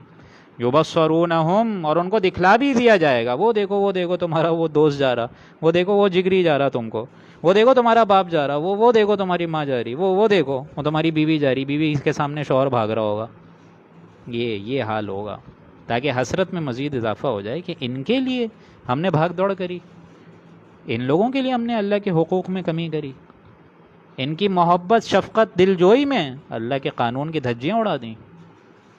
یبصرونہم، دکھا دیے جائیں گے، وہ بھاگ رہے ہوں گے پاگلوں کی طرح۔ یود المجرم لو یفتدی من عذاب یومئذ ببنیہ، اور مجرم اس دن یہ تمنا کرے گا کہ اس روز کے عذاب سے چھوٹنے کے لیے میں فدیہ دے دوں اپنے بیٹوں کو۔ اس عذاب سے بچنے کے لیے اگر مال جمع کرانا ہو تو مال تو کوئی نہیں ہوگا، یہ لے لو میرے سارے بیٹے، ان بیٹوں پہ مجھے بڑا غرور تھا، میری چودراہٹ ان کے بل پر قائم تھی، یہ لے جاؤ بیٹے، اور مجھے عذاب الہی سے جان چھڑوا دو میری، لے جاؤ میرے بیٹے، وصاحبتہ، اور میری بیوی کو بھی لے جاؤ، وَأَخِي، میرے بھائی کو بھی لے جاؤ، وَفَصِيلَتِهِ الَّتِي تُؤْوِي، اور وہ کنبہ بھی لے جاؤ جس میں رہتا تھا، وَمَنْ فِي الْأَرْضِ جَمِيعًا ثُمَّ يُنْجِي، اور تمام اہل زمین کو فدیے میں دے دو، مجھ کو بچا لو عذاب سے، میری جان بچا لو۔ اس کو کہتے ہیں نفسی نفسی۔ آگے چل کر تو سورہ عبس میں آئے گا، یوم یفر المرء من اخیہ وامہ وابیہ وصاحبتہ واخیہ لکل امرئ منہم یومئذ شأن یغنیہ، یہ وہاں پڑھیں گے ہم، لیکن ایسا ہوگا نہیں، کلا، ایسا نہیں ہوگا، انہا لظا، وہ تو ایک آگ ہے، آگ شعلہ زن، نزعۃ للشوا، جو کہ آگ ایسی ہے کہ کھالوں کو جھلسا دے گی، کلیجہ کھینچ لے گی، کلیجوں کو کھینچنے والی آگ ہے وہ، یعنی دنیا کی آگ پر قیاس نہ کریں، آخری پارے میں آپ لوگ پڑھیں گے التی تطلع علی الافئدہ، وہ آگ ایسی ہوگی دوستوں جو دلوں پر روشن کرے گی۔ آج ہمیں معلوم ہے نا الٹرا وائلٹ ریڈیشن، میں تو خود ریڈیولوجی کا بندہ ہوں، مجھے اندازہ ہے، ایسی ریڈیشن ہے جو اندر کینسر پروڈیوس کرتی ہے، آپ کو محسوس تھوڑی ہوتی ہے، اسکن کہاں جلتی ہے، لیکن یہ ہوگا نزعۃ للشوا، کھینچے گی کھالوں کو، کلیجوں کو کھینچ ڈالے گی، تدعو من ادبر وتولی، وہ ہر اس شخص کو بلائے گی جس نے پیٹھ پھیری اور اکڑا رہا۔ قرآن مجید ان کے سامنے نازل ہوا، رسول اللہ جیسی ان کو عظیم الشان شخصیت نصیب ہوئی، اور یہ لوگ پیٹھ پھیر رہے ہیں۔ اس سے بڑی حسرت، اس سے بڑی تباہی، اس سے بڑی بربادی اور کیا ہوگی؟ وَجَمَعَ فَأَوْعَى، اور اس شخص کو بھی بلائے گی جو اطاعت سے بے رخ ہوا اور جمع کیا اس نے اپنے مال کو، بچا بچا کے رکھتا گیا، تو بچا بچا کے نہ رکھے سے تیرا آئینہ ہے وہ آئینہ کہ شکستہ ہو تو عزیز تر ہے نگاہ آئینہ ساز میں۔ تم مال بچا رہے ہو، اس مال کا نفاق کر رہے ہو، اس کا تو انفاق کرنا چاہیے تم کو، اللہ کی راہ میں دینا چاہیے، تم جمع کیے ہوئے پھر رہے ہو، اٹھا کے رکھ رہے ہو۔ ان الانسان خلق ہلوعا، بے شک انسان کی خلقت میں ہے کم ہمتی، بزدلی، عجلت پسندی، کمزوری. انہو کانا ظلوما جہولا، یاد ہے کہ نہیں وہ آیت؟ لیکن ہمارے وجود میں دوستوں دو چیزیں ہیں، ایک ہے ہماری خلقت اور ایک ہے ہماری فطرت. خلقت جو ہے وہ تو ہماری اسی عالم خلق سے ہے، یہیں پہ ہی ہمارا جسم بنا، وہ تو عالم خلق کا مرحلہ ہے، اس میں یہ ساری چیزیں ہیں، بزدلی بھی ہے، عجلت پسندی بھی ہے، جلد بازی بھی ہے، کمزوری بھی ہے، ظلمت بھی ہے، جہالت بھی ہے، اندھیرے بھی ہیں، صحیح ہے. لیکن فطرت انسانی جو کہ عالم امر کی شے ہے، یسألونک عن الروح قل الروح من امر ربی، یہ جو امر والی شے ہے یہ ہے وہ بلند ترین مقام. اس میں ایسی کوئی کمزوری، اس میں ایسی کوئی بزدلی، کوئی عجلت پسندی، کوئی ظلمت، کوئی اندھیرا نہیں ہے، یہ ڈیوائن ایلیمنٹ ہے. اب چونکہ تمہارا سارا کا سارا مرکوز ہے اسی حیوانی جسم پر، تو تمہاری زندگی بھی اسی حیوانی جسم کے ہی تابع ہو جاتی ہے. پھر تم بزدل بھی بن جاتے ہو، عجلت پسندی بھی بن جاتی ہے تمہارے اندر، کمزوری بھی آ جاتی ہے. اگر تم فطرت انسانی پر ذرا محنت کر لو، اس کی اس بقا کو، اس میں حیات کا ترشح پیدا کر لو، تو تمہارے اندر کبھی بزدلی نہیں رہے گی، تمہارے اندر کبھی کوئی جلد بازی نہیں رہے گی.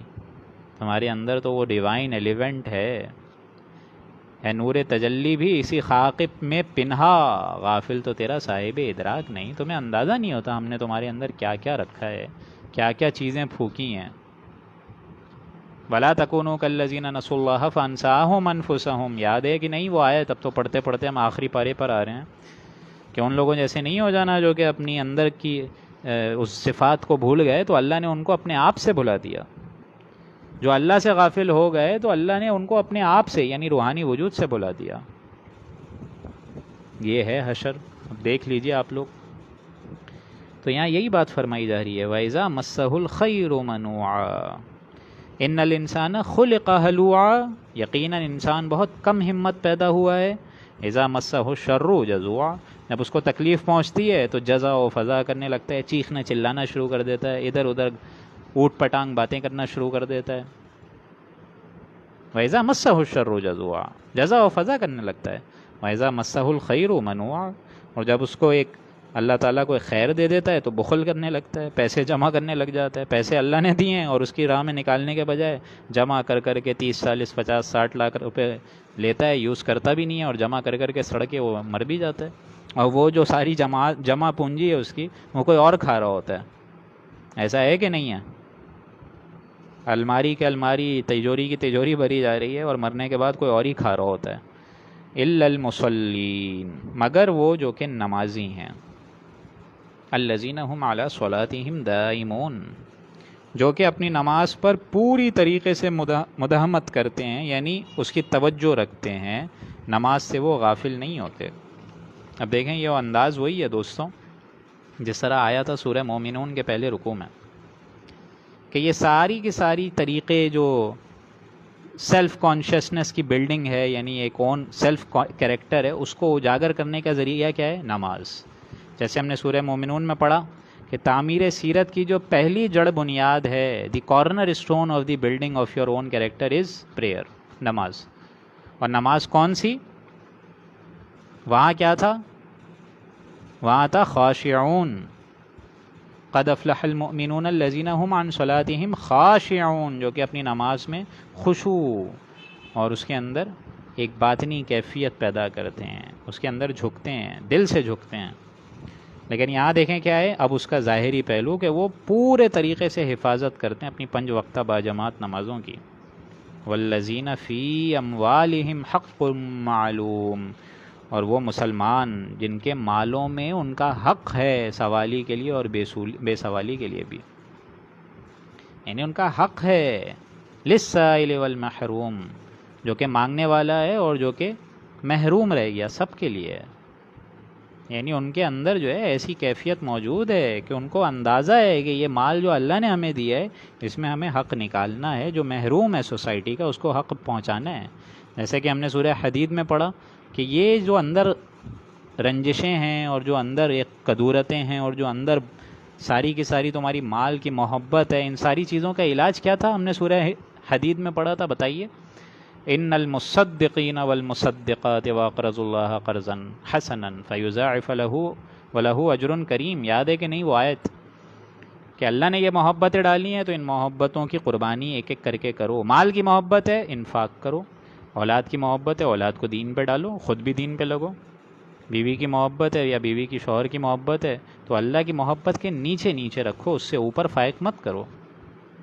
لہٰذا وہ جو لوگ اس زندگی پر یقین رکھتے ہیں، آخرت کی زندگی میں ان کا ایک ایک لمحہ ان کے لیے کتنا اہم ہے ان کو اندازہ ہے. اسی وجہ سے تو وہ کوشش کرتے ہیں اس زندگی میں، جیسے ہم نے وہاں پڑھا تھا سورہ مومنون میں کہ ان کو معلوم ہے کہ ان کا جو والذین هم عن اللغو معرضون، کہ وہ کسی لغو کام میں حصہ نہیں لیتے، کیونکہ یہ ساری زندگی میں ہی تو انہوں نے وہ اپنی نیک اعمال کرنے ہیں جس کا بدلہ ان کو وہاں ملے گا. یہ اچھے طریقے سے سمجھ لیجئے دوستوں کہ ہماری یہ جو زندگی ہے یہ فائنائٹ ہے، لیکن اس کا نتیجہ جو ہمارا نکلنا ہے وہ اس انفائنائٹ ذات میں نکلنا ہے، انفائنائٹ زندگی میں نکلنا ہے.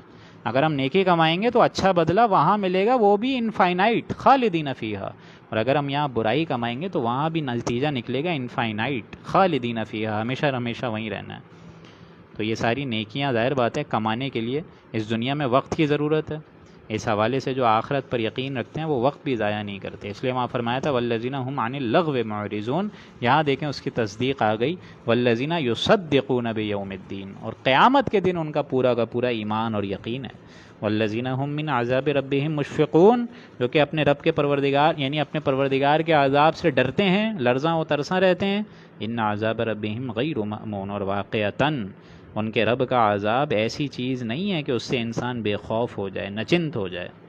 والذین هم لفروجہم حافظون، اور وہ جوان مرد، مسلمان مرد اور عورتیں جو اپنی شرمگاہوں کی حفاظت کرتے ہیں، اپنی اس شرمگاہوں کی عزت اور عصمت کی حفاظت کرتے ہیں. الا علی ازواجہم او ما ملکت ایمانہم، سوائے اپنی ان بیویوں کے یا اپنی ان شرعی لونڈیوں کے، ٹھیک ہے، اس میں اللہ نے ایک اجازت دی ہے فإنہم غیر ملومین. ہاں پھر ان پر کوئی الزام نہیں ہے، یعنی ان حدوں کے علاوہ اگر جاؤ گے تو اللہ کی طرف سے پکڑ ہوگی. فمن ابتغى وراء ذلک، جو شخص اس سے آگے کا طلبگار ہو، دوسرے حرام راستوں سے اپنی جنسی خواہشات پوری کرے، فاولئک هم العادون، تو وہ لوگ تو ہیں ہی حد سے نکل جانے والے.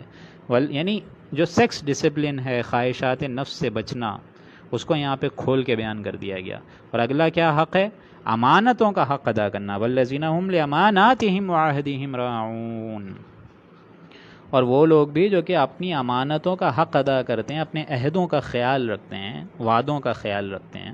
والذین هم بشہاداتہم قائمون، یہاں اضافی یہ چیز آ گئی جو سورہ مومنون میں نہیں تھی، کہ جو اپنی گواہیوں تک کو ٹھیک ٹھاک ادا کرتے ہیں. والذین هم علی صلاتہم یحافظون، اور جو اپنی نمازوں کی حفاظت کرتے ہیں. پہلے تھا کہ 5 وقتہ باجماعت نمازوں میں خشوع اور خضوع پیدا کرتے ہیں، اس پہ ایک دم قائم دائم پر اٹکے رہتے ہیں، اور اب یہاں پہ اس کی پابندی کرتے ہیں، ایک کے بعد دوسری، دوسری کے بعد تیسری، یہ سب جو متواتر آتی ہیں لگاتار کنٹینوس، اس پہ قائم دائم رہتے ہیں. اولئک فی جنات مکرمون، یقیناً یہ وہ لوگ ہیں جو بہشت میں جائیں گے اور اپنے رب کے ہاں روزیاں پائیں گے، اور وہ روزی بھی ہوگی بڑی ہی اونچی، ان کا اکرام ہوگا، ان کو روح و ریحان و جنت و نعیم ملے گی. یہ ان کا اکرام بھی بہت اللہ کے نزدیک بہت اونچا ہوگا، اور اللہ تعالیٰ جو ہے ان کی مغفرت فرمائے گا. اولئک فی جنات مکرمون فما للذین کفروا قبلک مہطعین، تو کافروں کو کیا ہوا ان مضامین کی تکذیب کرنے کے لیے، ان کا حشر کیا ہوا دیکھا آپ نے. یعنی اب دیکھیں پورے جنتیوں کا ذکر پہلے رکوع میں، اب دیکھیں اگلا جو رکوع ہے اس میں تھوڑا سا بریف جو ہے وہ ذکر ان لوگوں کی طرف ہے، مشرکین کی طرف، کہ فما للذین کفروا قبلک مہطعین، تو کافروں کو کیا ہوا کہ وہ اب ان ساری چیزوں میں، یہ غیب کی خبروں میں جو ہے جھٹلاہٹ کا شکار ہو رہے ہیں، تکذیب کر رہے ہیں. عن الیمین وعن الشمال عزین، اور دیکھتے ہیں نبی کہ آپ کی طرف یہ داہنی طرف سے بھی اور بائنی طرف سے بھی جماعت در جماعت بنا کر، خول در خول بنا کر دوڑے ہوئے آتے ہیں. یعنی قوموں میں جو میں نے بتایا نا کہ ایک جب کسی قوم کے پاس رسولوں کو بھیجا جاتا ہے تو ان قوم کے اندر جو ایک شدید بیداری ہو جاتی ہے وقت کے رسول کے لیے، معاذ اللہ، اس کا حال یہ ہوتا ہے کہ کسی نہ کسی طریقے سے وہ سارا زور لگا دیتے ہیں اس لیڈر کی طرف. یعنی رسول اللہ بھی جب کھڑے ہوتے تھے قرآن مجید سناتے تھے تو یہ لوگ آتے تھے خول در خور گروہ در گروہ بنا کر، تاکہ ایٹ لیسٹ جب حضور قرآن سنا رہے ہیں تو لوگوں کو ہٹائیں کہ نہیں سنو ان کی بات. تو یہ ایسے آتے تھے، ایسا لگتا تھا کہ ابھی حملہ آور ہو جائیں گے اے نبی آپ پر، تاکہ ایٹ لیسٹ عوام کو تو وہاں سے نکالیں، کیونکہ عوام پر اگر آپ کا جادو چل گیا تو یہ ان کے ہاتھوں سے تو ایک بہت بڑی ایک عظیم دولت نکل جائے گی، عوام جو ان کی اصل رعایا ہے. فما للذین کفروا، کیا ہو گیا ان کافروں کو، قبلک مہطعین، کہ یہ آپ سے مطلب آپ کی طرف آ رہے ہیں اور تکذیب کر رہے ہیں ان چیزوں کی، آپ کی طرف عن الیمین و عن الشمال عزین، دائنی طرف سے بھی آتے ہیں بائیں طرف سے بھی آتے ہیں، جماعت کی شکل میں بھی دوڑے چلے آ رہے ہیں.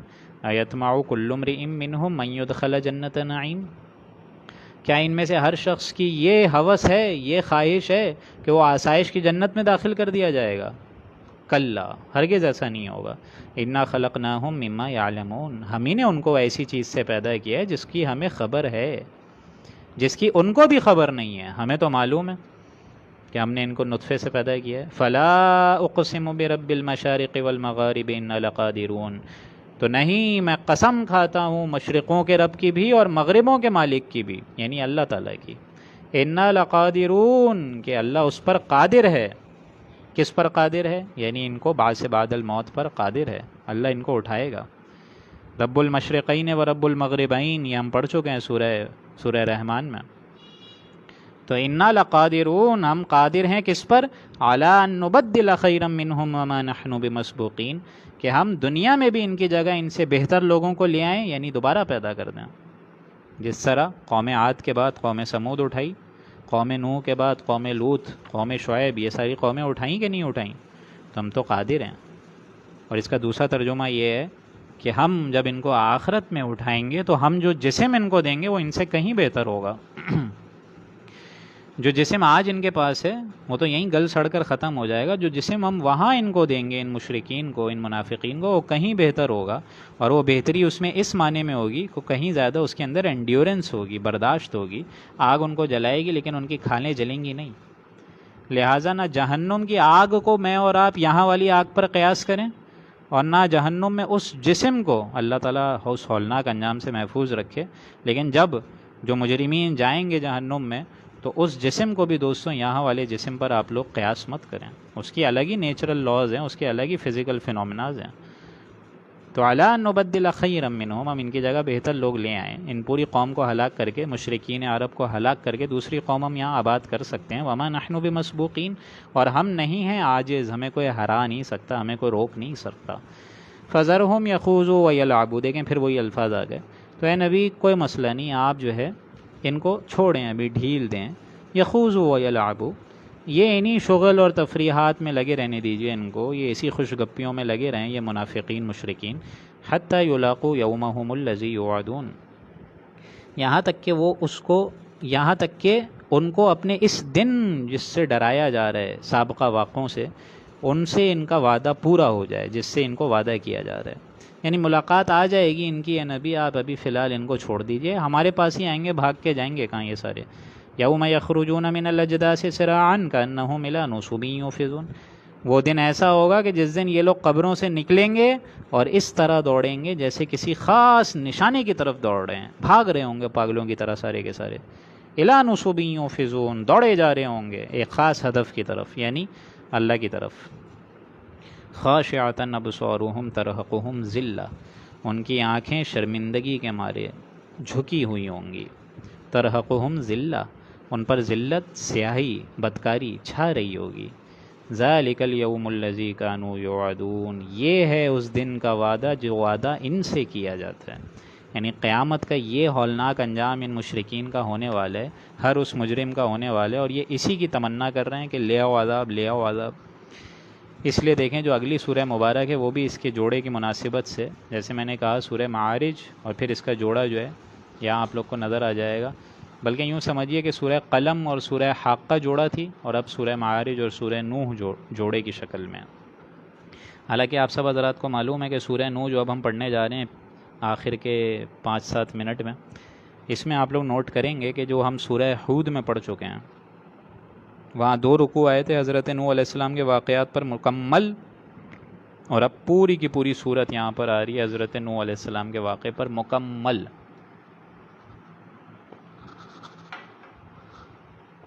اعوذ باللہ من الشیطان الرجیم، بسم اللہ الرحمن الرحیم۔ انا ارسلنا نوحا الى قومه ان انذر قومك من قبل ان یأتیہم عذاب علیم۔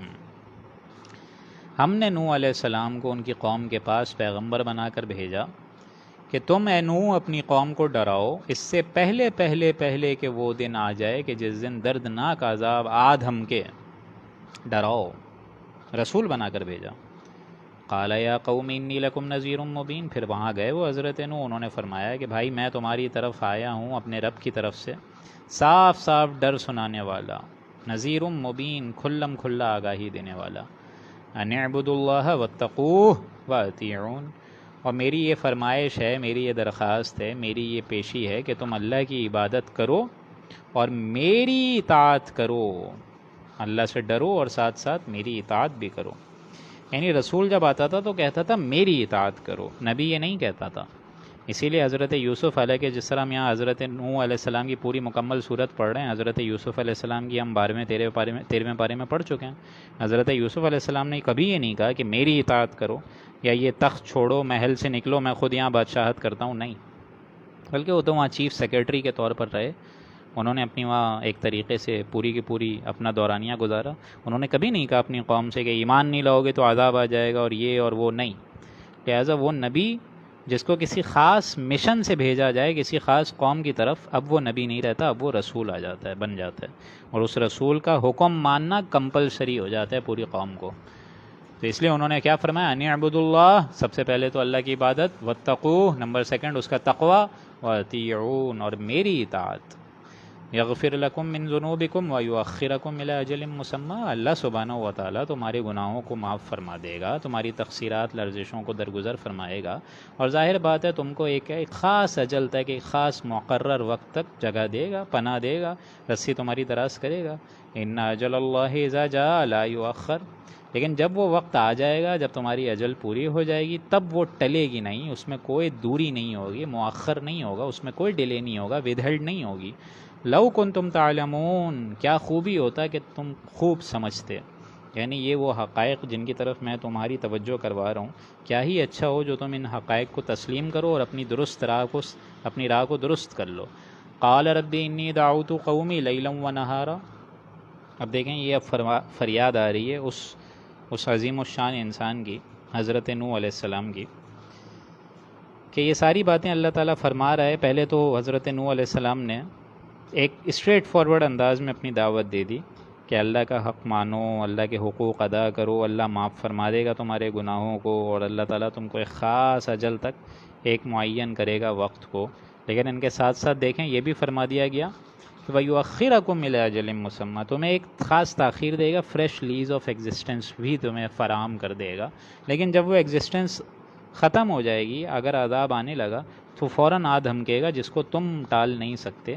لو کنتم تعلمون، یعنی اس بات میں پیشن گوئی بھی ہے کہ اگر تم اللہ کی فریاد نہیں کرتے ہو، اللہ سے میری دعوت کو قبول کر کے اللہ کی طرف اپنا رخ سیدھا نہیں کرتے ہو، تو یہ بھی سمجھ لو کہ عذاب آئے گا، سخت ترین عذاب آئے گا، تو اس دعوت پر تم کو لبیک کہنا چاہیے۔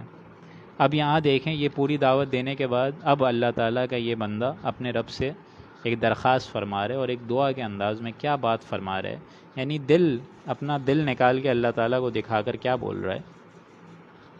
قال رب انی دعوت قومی لیلا ونہارا، حضرت نوح علیہ السلام نے التجا کری، دعا کری کہ اے میرے پروردگار، میں نے اپنی قوم کو دن بھر رات بھر حق کی طرف بلایا، ان کو سیدھے راستے کی طرف بلایا، کنٹینوس میری اسٹرگل 950 برس، فلم یزدہم دعائی الا فرارا، اور میری اس دعوت نے نہیں اضافہ کیا مگر ان کے فرار میں، وہ میری دعوت سنتے ہی بھاگ گئے، سنی نہیں میری دعوت کو، سنا انسنا کر دیا۔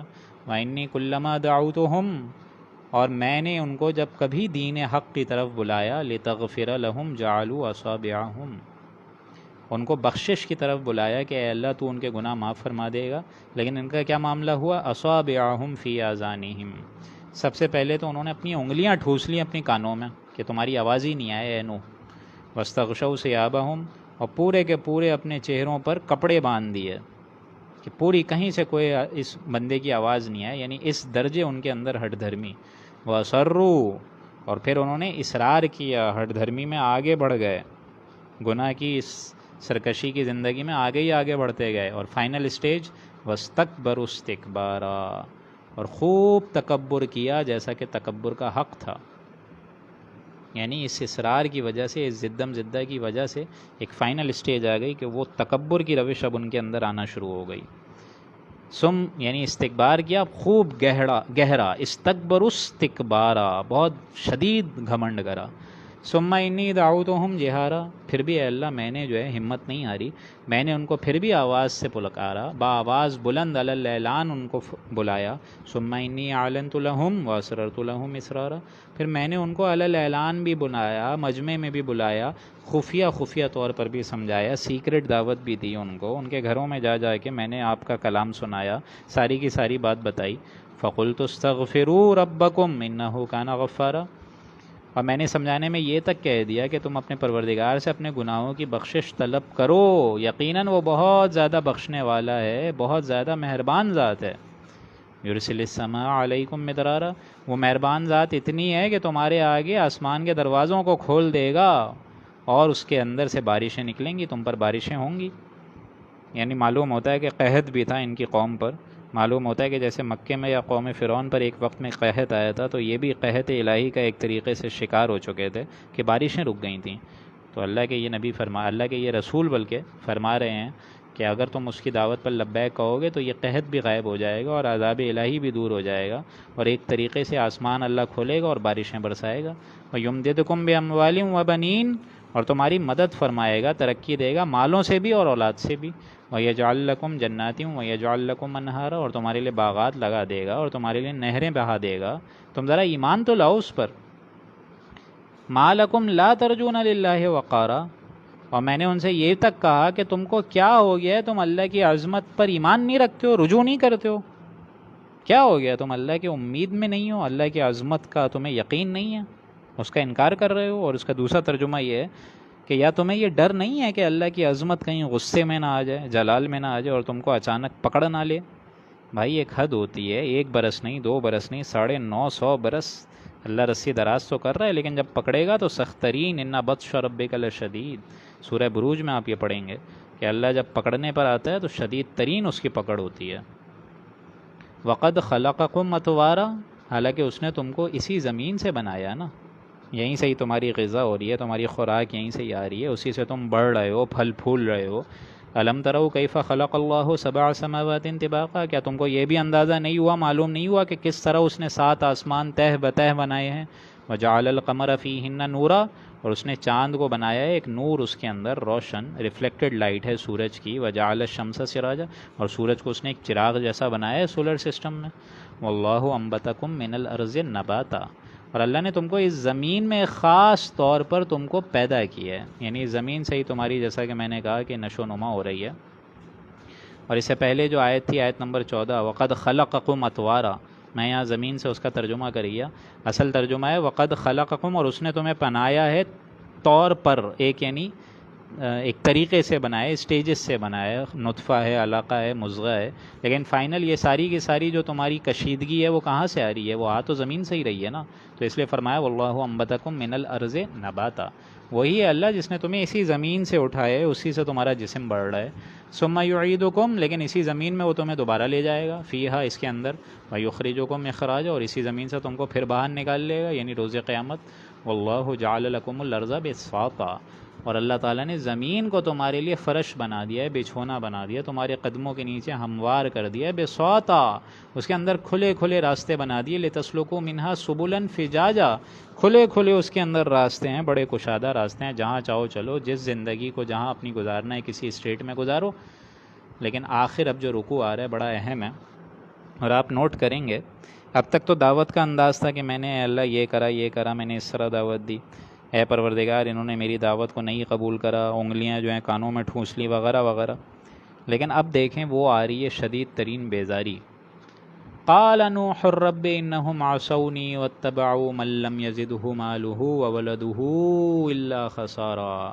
فائنلی حضرت نوح علیہ السلام نے اپنے پروردگار سے کہا کہ اے اللہ ان لوگوں نے میرا نہیں کہنا مانا، اور ان لوگوں نے ایسے شخصوں کی پیروی کری، ان کے ایسے لیڈرز کی پیروی کری، اپنے ایسے اماموں کی پیروی کری جنہوں نے ان کے مال اور ان کی اولاد سے سوائے خسارے کے ان میں اور کچھ نہیں بڑھایا، الا خسارہ۔ یعنی جو دولت مند لوگ ہیں، اولاد والے لوگ ہیں، ان کی دولت ہے، اہل و عیال ہے، ان کی دولت مندی اور ان کی اہل و عیال، ان کی بچے، ان کی بیویاں، ان کے شوہر، انہوں نے ان کو باغیت میں ہی اور ان کو مغروریت میں ہی بڑھا دیا، ان کو اور زیادہ باغی بنا دیا، اور زیادہ سرکش بنا دیا، اور زیادہ تکبر کرنے والا بنا دیا، مغرور بنا دیا۔ یہ انہی کے پیچھے چلتے رہے، میری انہوں نے بات ذرہ بھر انہوں نے کبھی اس پر کان نہیں دھرا، اسی میں لگ گئے یہ لوگ۔ یہی حال آج ہمارا بھی ہے کہ ساری کی ساری معاشی جدوجہد ہو رہی ہے، بھاگ دوڑ ہو رہی ہے، سب کچھ ہو رہا ہے، لیکن جس اللہ نے پیدا کیا ہے اس سے ہم سارے کے سارے غافل ہیں، اس کا سرے سے علم ہی نہیں ہے کسی کو۔ تو یہ سمجھ لیجئے، یہ قرآن مجید جب کوئی بات بتاتا ہے تو ماضی حال سب میں اس کو دیکھنا ہوتا ہے۔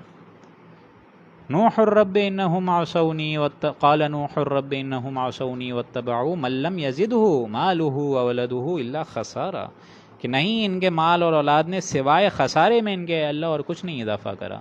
ومکروا مکرا کبارا، اور انہوں نے چالیں چلیں بڑی زبردست، بڑی بڑی تدبیریں کرتے رہے حق کے مٹانے میں، جو چالیں انہوں نے چلیں۔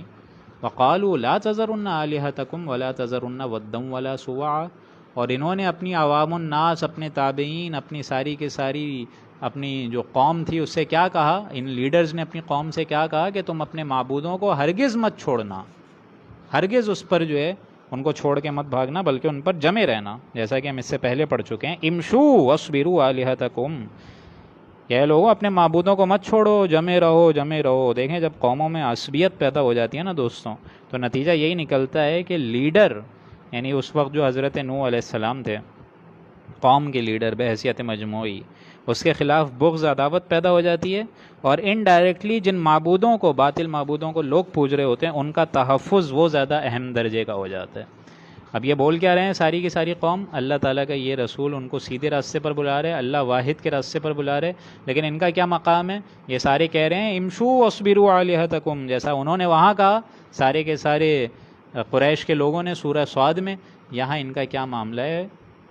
وقالوا لا تذرن آلہتکم، ان کو اپنے اپنے معبودوں سے تم لوگ ہرگز مت پھرنا، چھوڑنا مت، ان سے برگشتہ مت ہونا۔ ولا تذرن ودا ولا سواعا، اور نہ چھوڑنا ودا کو اور خوض کو، تذرن ودا ولا سواعا ولا یغوث ویعوق ونسرا، اور نہ چھوڑنا سواع کو، اور نہ چھوڑنا یغوث کو، نہ چھوڑنا یعوق کو، نہ چھوڑنا نصر کو۔ اب یہ سارے کے سارے وہ لوگ ہیں جو اولیاء اللہ میں سے تھے۔ غوث کس کو کہتے ہیں؟ فریاد سننے والا۔ غوث الاعظم کیا ہوتا ہے؟ یہ یہی ہے نا، فریاد سننے والا۔ تو یہاں بھی دیکھیں یہی لفظ ہے، ولا یغوث، نہیں چھوڑنا غوث کو، یعنی یہ وہی اولیاء اللہ تھے جن کو لوگ جو ہے، اب دیکھیں دوستوں یہ جو سارا کا سارا معاملہ ہوتا ہے نا کفر کا، یہ آہستہ آہستہ قوموں میں جڑ پکڑتا ہے، اچانک نہیں پکڑتا۔ پہلے جو ہے تعظیم ہوتی ہے اولیاء اللہ کی، یہ سارے اولیاء اللہ کے نام ہیں ایک طریقے سے، پہلے ان کی عزت ہوتی ہے، اکرام ہوتا ہے، جب تک وہ زندگی میں رہتے ہیں ان کو کھلانا پلانا، ان کی خدمت کرنا، یہ ساری چیزیں، لیکن جہاں وہ دنیا سے چلے جاتے ہیں تو لوگ انہی کو اپنا مذہب سمجھ بیٹھتے ہیں، اولیاء اللہ کی عزت کے بجائے ان سے مانگنا شروع کر دیتے ہیں، ان کے آگے جو ہے حلوے پیش کرنا شروع کر دیتے ہیں، سجدہ کرنا شروع کر دیتے ہیں، ان کے وسیلے سے دعائیں کرنا شروع کر دیتے ہیں۔ یہ چیزیں صحیح نہیں ہیں۔ اگر ساری توجہات کا مرکز صرف اور صرف ذات باری تعالیٰ پر ہو تو اب ان تمام شرکوں سے انسان محفوظ رہ سکتا ہے، لیکن ان کا کیا معاملہ ہے کہ یہ پوج رہے ہیں کن کو، اور اس پر گواہ بنا رہے ہیں کہ تم ہرگز مت چھوڑنا ودا ولا سواعا، نہ ودا کو چھوڑو، نہ سواع کو چھوڑو، ولا یغوث، نہ غوث کو چھوڑو، و یعوق، اور نہ یعوق کو چھوڑو، و نصرا، نصرا کو بھی مت چھوڑو، وقد اضلوا کثیرا، اور اے اللہ ان لوگوں نے تو بہتوں کو بیکار کر دیا، گمراہ کر دیا۔ ولا تزد الظالمین الا ضلالا۔ اب دیکھیں اللہ تعالیٰ جو ہے، اللہ تعالیٰ کے یہ نبی یہ ساری باتیں بتا رہے ہیں، قوم کا یہ رویہ آ رہا ہے کہ وہ کہہ رہے ہیں ولا تزد الظالمین الا ضلالا، اور آپ ان ظالموں کی گمراہی میں اور بڑھاتے ہی رہیے، یعنی یہ ساری کی ساری جو ظالم ہیں یہ انہی شرکیہ انداز میں گم ہوئے ہیں، اور اللہ تعالیٰ سے ہٹ کر اپنی ہی گمراہی میں بڑھے جا رہے ہیں۔ مما خطیئاتہم مغرقوا فادخلوا نارا، تو ہوا کیا ان لوگوں کا انجام؟ یہ اپنے انہی گناہوں کے سبب سب کے سب غرق ہو گئے.